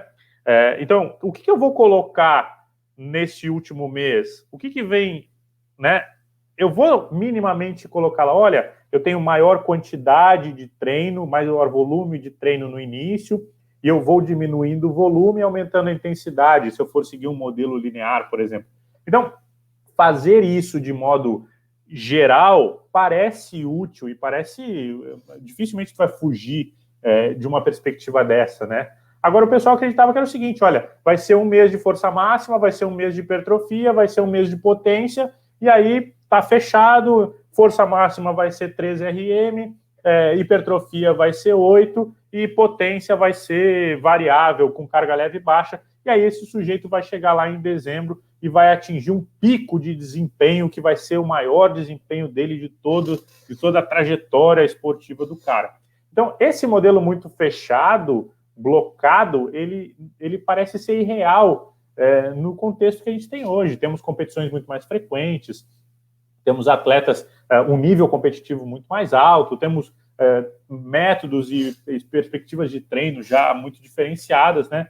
Então, a gente não tem mais usado esse sistema de periodização, e aí tem alguns autores que dizem já para parar de usar o termo periodização e começar a usar de planejamento, por exemplo, organização, para remeter a algo que, assim, tu minimamente organizou, mas o que vai determinar as tuas escolhas, a tua tomada de decisão, é o que tu monitora de treino. Então, tu diz assim, olha, o meu atleta, ele precisa ter potência. Ele está com potência? Não, ele não está. Então, ele precisa treinar para melhorar a potência dele. E eu vou acompanhando ao longo das sessões de treino para saber se ele está muito fadigado, eu preciso deixar ele descansar. Para saber se ele está muito descansado, eu preciso pegar mais pesado no treino dele. E aí eu vou tomando as decisões a partir do que as informações que eu vou recebendo dele vão me dando, né? É claro que isso demanda de uma aproximação maior com o teu atleta, mais atenção diária, semanal com ele, mas isso parece prometer resultados mais interessantes, não só na luta, né, mas no esporte de modo geral, né? Então, essa tem sido a perspectiva e tem diferentes trabalhos mostrando que trabalhar é o papo que a gente estava falando antes, né? Seja específico. Então, eu não preciso mais pegar um atleta de jiu-jitsu e dar um mês para ele de força máxima, depois um mês de hipertrofia para trabalhar potência específica. Claro que ele precisa de potência específica. Então, trabalha potência específica, potência específica, potência específica. Se ele tem um déficit de força que tu identificou, aí tu vai colocar um período para força pontual, até que ele atinja aquele valor que tu acha necessário para ele, né? Então, basicamente, esse é o meu ponto de vista, resumido, sobre a periodização. Muito bom. Doutor Leonardo, fique à vontade. Eu concordo com o Vitor. Só que, para quem não está tão habituado ali com as leituras que questionam essa questão da periodização, tem que tomar cuidado para não fazer um entendimento inequívoco ali, de que entra aquela ideia como se fosse, para quem é da educação física, mais claro aí, quando o pessoal entrou com a ideia de aulas abertas. Parecia que era aula sem planejamento nenhum, joga bola e faz qualquer coisa. Pô, isso não tem nada a ver de aula aberta, cara. Ou aquela discussão da musculação, treinamento periodizado, não periodizado para não atleta. Parece que dá a impressão quando você fala que não periodizado o cara vai lá e faz qualquer coisa. Não tem nada a ver isso. É o que o Vitor falou, você vai planejar. Agora, a diferença é que você não vai acreditar cegamente que o teu atleta vai responder da forma que você está planejando, que você está tendo a fórmula do sucesso ali, porque você leu alguns clássicos da literatura construídos em outro contexto, que a gente tinha pouquíssimas competições, com doping comendo solto, que eles conseguiam um volume e carga de treino total ali extraordinário suportar, e vai dar certo. Não, se você não tiver esse processo de acompanhamento que o Vitor citou, que a gente chama de monitoramento, a chance de você errar é quase certa. Isso é o problema, porque a partir do momento que você assume isso, você começa a ter que acompanhar seus atletas. Então, por isso que eu não acompanho, por exemplo, nunca muitos atletas. Acompanho 2, 3 atletas ali, ou porque você já tem alguma amizade, ou porque são atletas de alto rendimento. Por quê? Porque o processo é trabalhoso, cara. Você vai ficar batendo papo com o cara domingo, amanhã você vai fazer o papo com o cara no domingo, porque, acabou a semana dele. Sábado, você tem que ligar pro cara aí, como é que foi a semana de treinamento? O cara tem que ficar te dando feedbacks constantes, tem que ficar fazendo avaliação física, e a avaliação que o Vitor deixou claro, quando a gente fala de avaliação, não é pegar dobra cutânea ali, colocar o cara em cima da balança e ver a massa corporal, é um processo um pouco mais complexo, e talvez o termo complexo não é o melhor, é trabalhoso, porque algumas das ferramentas que a gente utiliza são extremamente simples.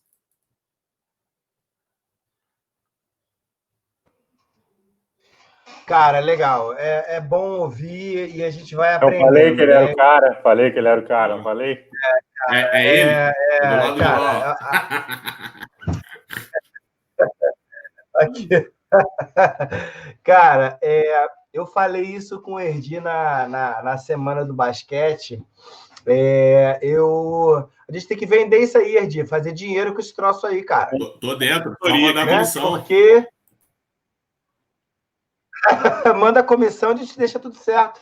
Porque a gente aprende muito, cara, a gente aprende muito aqui. Mas a gente gosta, né, de ouvir um pouco, ouvir bastante essa parte acadêmico-científico, só que a gente gosta de polêmica também, né, Erdi? Eu acho que não está tendo polêmica, eu acho que está faltando polêmica. Eu acho que está faltando polêmica, então aí o Erdi, ele gosta de me estimular com a questão da polêmica. Valeu, né? pessoal, que chamaram aqui, peraí. Assim, e aí, né, a polêmica ela é sempre importante, né, e a gente gosta sempre de jogar ali a questão dessa pimentinha aí, né? Bolsonaro, e dentro da... Bolsonaro, você vai falar agora? Não fala esse nome nesse programa, você sabe que esse nome é proibido nesse programa, tá? Esse nome é proibido. Não, pelo amor de Deus, para, nem começa, tá? Não, mas vamos lá, vamos...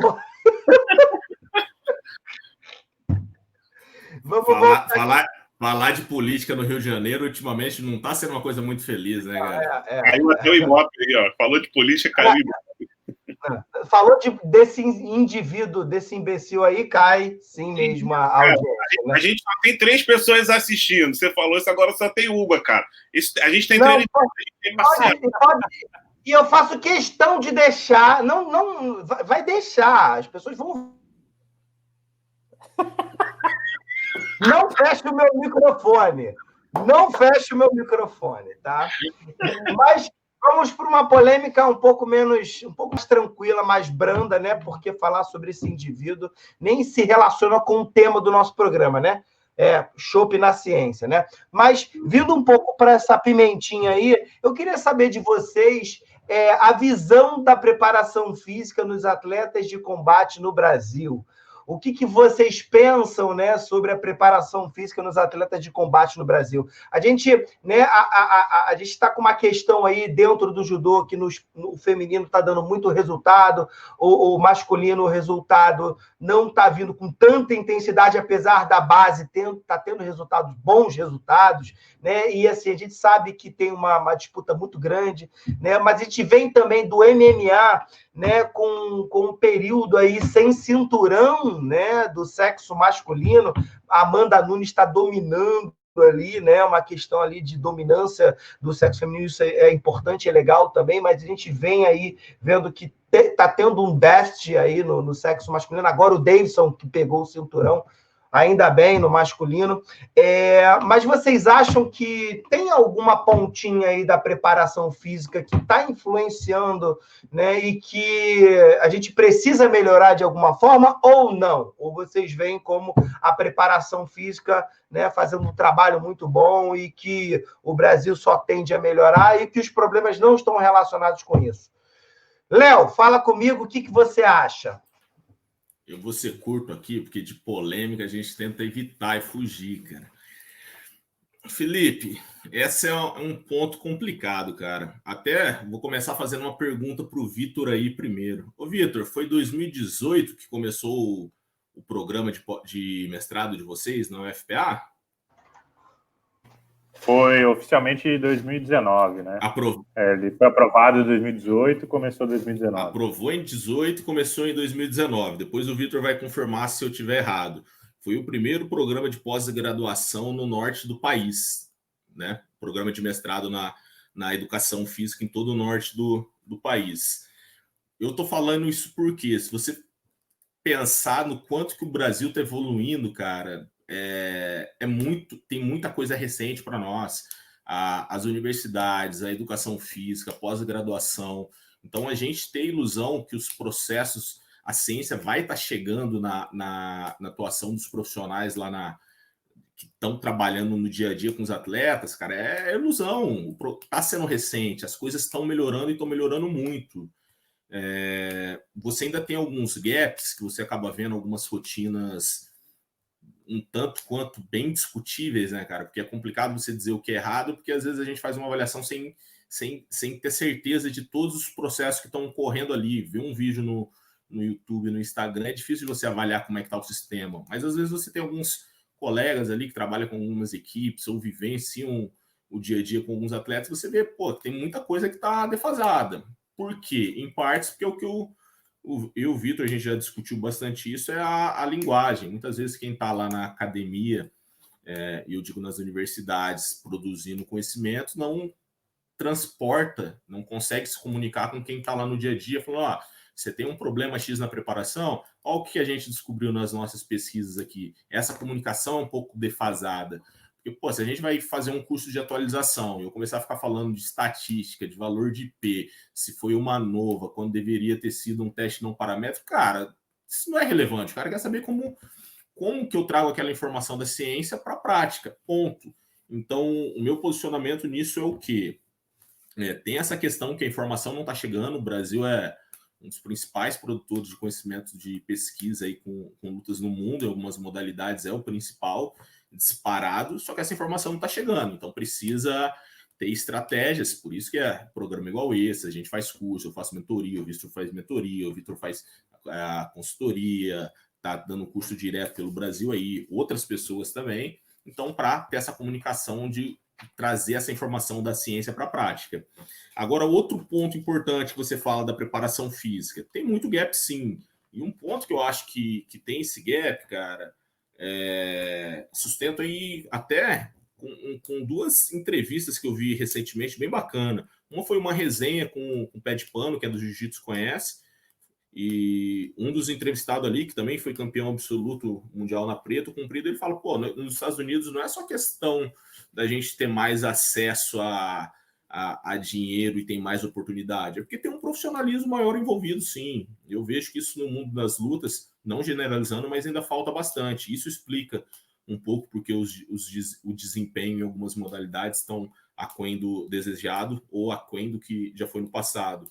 E outra questão foi numa entrevista agora com o pessoal lá da Universidade Federal do do Pernambuco, que tinha um cubano que é treinador de boxe no Palmeiras, e o que ele falou, se eu falo, eu sou linchado aqui no Brasil, que ele fala, pô, lá tem muito curso de formação pro cara que vai ser treinador. Então, o cara forma educação física, aí o cara vai ter a formação dele para poder trabalhar com boxe. Isso é importante. E olha o que ele fala, não é porque o cara foi campeão olímpico que ele sabe dar aula. Cara, se a gente fala isso, nós aqui, eu no meu nível pangaré, o Vitor no nível dele também, que não chegou a ser campeão mundial na modalidade, a gente é linchado. Só que qual que é a diferença? A informação que ele traz de lá, o quê? Que eles acabam tentando sempre estar estudando, cara, formando quem vai formar, porque senão o processo não rende. E aqui, se a gente for pegar na cultura que a gente tem do país, você, na hora que conclui a faculdade, você fala, putz, acabei meus estudos, aí o processo não tem como dar certo mesmo.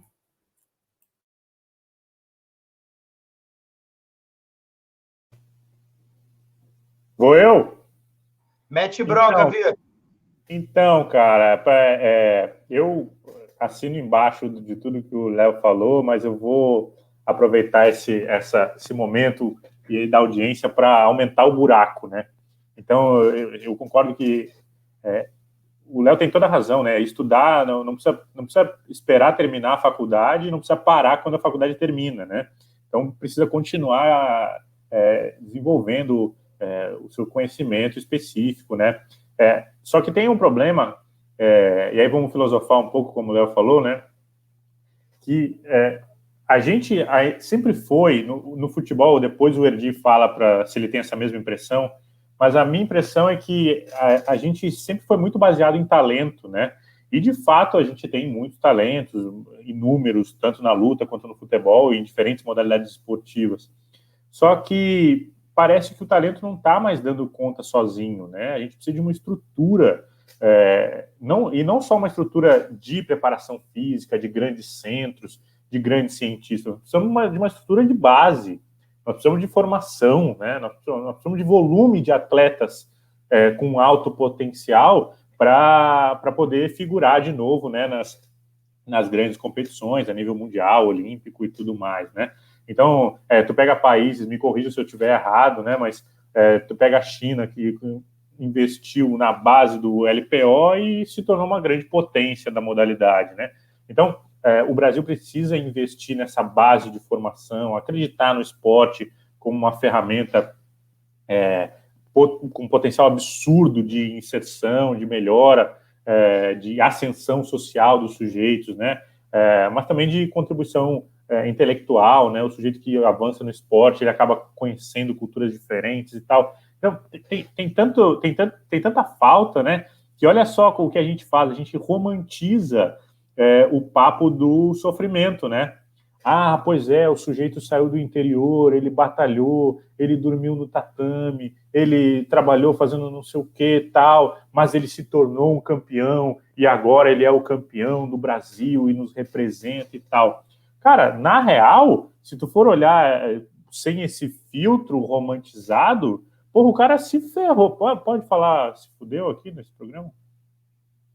Pode, faço questão. O cara se fudeu a vida inteira, cara, para conseguir correr atrás de um sonho. Aí ele conquista aquela bosta daquele cinturão e aí depois ele vai se fuder o resto da vida porque a galera vai cagar para ele. E se ele eventualmente tiver algum desempenho ruim, por qualquer que seja o motivo, ele vai ser crucificado valendo como se fosse obrigação dele ser campeão porque tu quer assistir o cara tomando tua cerveja, saca? Então, assim, uma visão aí deturpada, na minha opinião, que a gente tem desse romantismo do esporte e do alto desempenho no nosso país, né?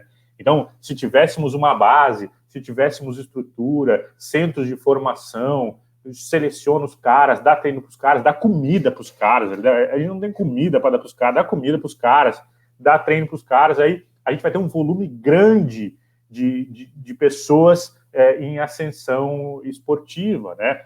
E aí a gente vai começar a figurar mais nos rankings internacionais, a gente vai ter mais oferta de pessoas com potencial competitivo elevado, né? E não ficar só baseado num ou outro outlier que aparece a cada determinado período de tempo, né?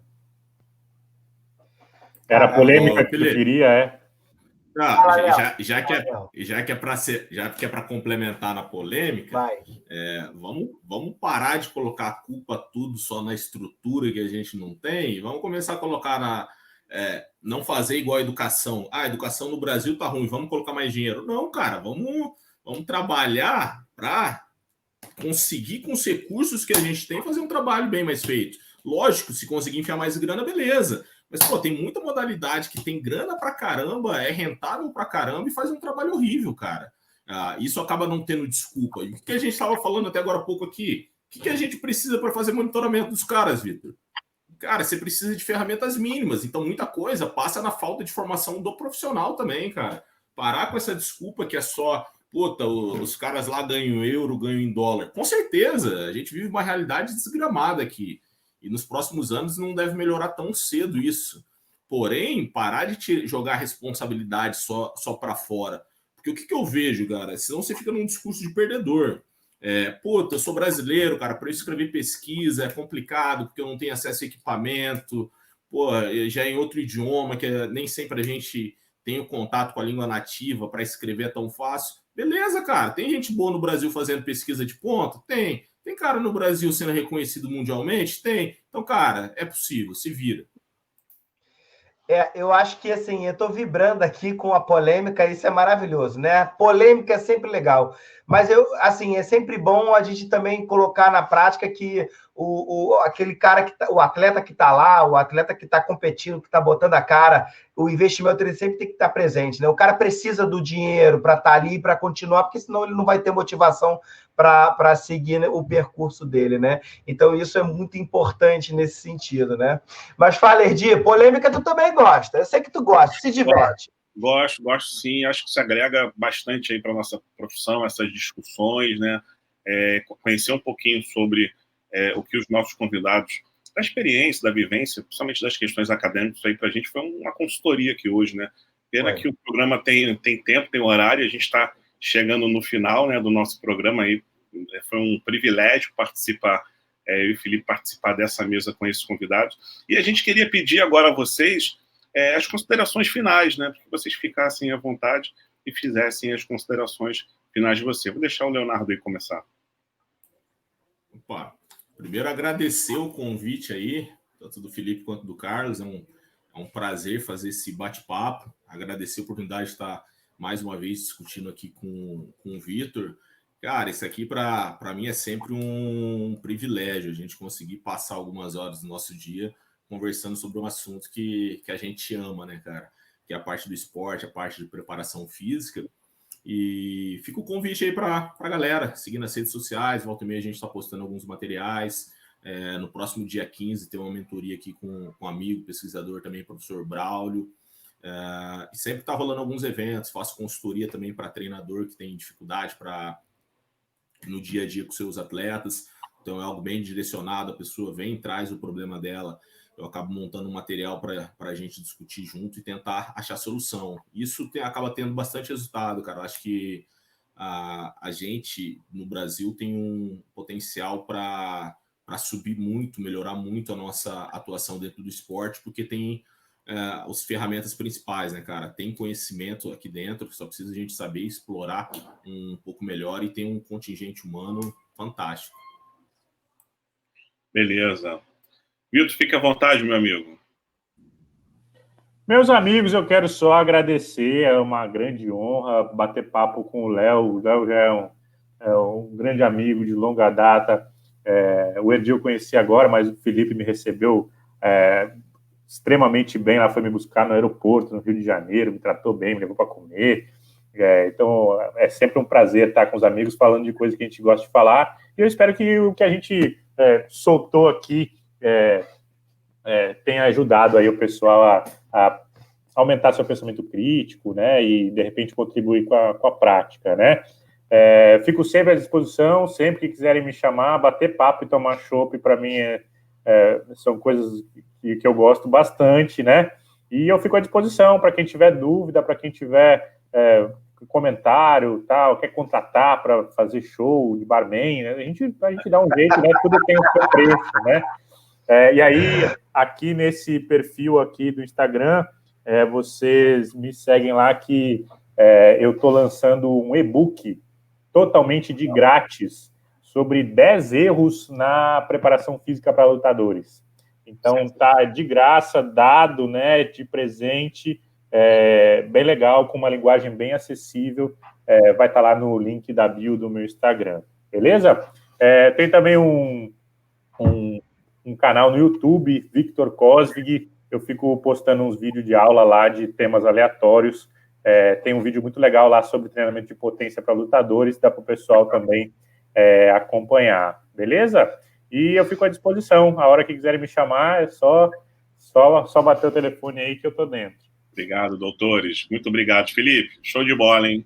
Cara, muito bom, muito legal. E assim, eu sou amante da luta, né, cara? Eu não posso nem falar muita coisa porque são caras que eu leio, que eu gosto de escutar, gosto de debater, e para mim foi um prazerzaço a presença de vocês. Foi muito bom. E assim, fala aí, Erdi, eu não tenho nem muita coisa para falar, não, cara, que esses caras assim, eu fico até sem saber o que falar, cara. Vou agradecer. Muito obrigado pela presença de vocês. Pessoal, não deixem de seguir os nossos convidados, podem mandar mensagem para eles. E, mais uma vez, muito obrigado pela consultoria dada aqui hoje. Tivemos uma consultoria na área de preparação física desses dois feras. Tá bom, gente? Forte gente, abraço. Valeu, ó. Valeu. Valeu. Valeu, pessoal. Tchau, tchau. Mais um programa, Felipe Teixeira, com esses feras aí. Os caras são feras, hein? São bons, hein, cara? São bons. E a galera que assiste vai. A galera gosta, vai gostar. E, assim, os caras estão lá nos artigos, na produção acadêmica, luta, jiu-jitsu, judô, MMA. Os caras estão lá. Vai ler e tu vai botar na prática. E o legal é o seguinte, essa última fala aí do Vitor corrobora muito que o Léo também estava abordando sobre a questão da mudança do país, né? Porque eles estão o tempo todo preocupados em resolver os problemas, mas eles sabem que o processo é bem mais complexo, e aí a preocupação de tentar ajudar, né, o pessoal que está iniciando na preparação física, você aí que trabalha com lutas, né, está iniciando um treinamento, não é tão simples, né? Mas você precisa estar estudando sempre. O nosso convidado uma vez falou uma coisa aqui muito legal, ele falou, não existe ex-aluno, né? A gente está sempre estudando, está sempre buscando conhecimento, e hoje, sem dúvida, foi muito agregador essa nossa resenha. Eu vou te falar, não é maneiro você parar assim? Estamos aí no 15º programa, teve um convidado que a gente chamou lá, cara, é muito maneiro isso, cara, é muito maneiro. É muito gratificante a gente poder citar os nossos convidados, que todos eles, cara, sempre foi de muito conhecimento, de muita aplicação prática, trazendo informação não só para a gente, mas para a galera que está assistindo a gente. Usar eles como citação de falas que eles trouxeram aqui é maravilhoso, cara. Eu me sinto muito feliz por isso. E, assim, eu vou apoiar meu braço aqui, ó, no apoio de braço aqui da minha cadeira. E eu vou fazer isso assim, ó. Mas calma, não fecha o programa, porque esse ombrinho aqui é só para estimular a galera para a música que eu vou colocar agora para o after. Posso colocar uma música? Posso colocar uma música aqui agora? Vem música, olha só. Música de. O pessoal tem que pedir música também, porque só você está colocando música, tem que pedir música aí. Eu concordo, tem que pedir a música. Mas, olha só, eu duvido, vou começar a música aqui, eu duvido você adivinhar qual é essa música, tá? Mas aí depois ela vai fluir, aí quando fluir tu vai falar assim, puta, que maravilhoso. Posso? Pode, vai lá. Pessoal, obrigado pela presença. Fiquem com Deus. Vai lá, Filipão, mostra aí. Aquela fotinho, @Chopp na Ciência, não esqueçam, tá, Erdi? Isso aí. Manda ver. Erdi? Travou. Até travou. Calma aí. Ô, produção.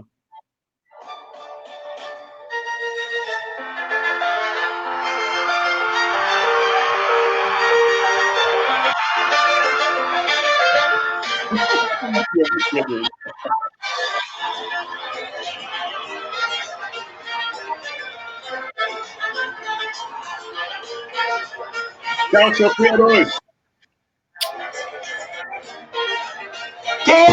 Quem é? Quem vem? É raça negra é melhor que Beatles.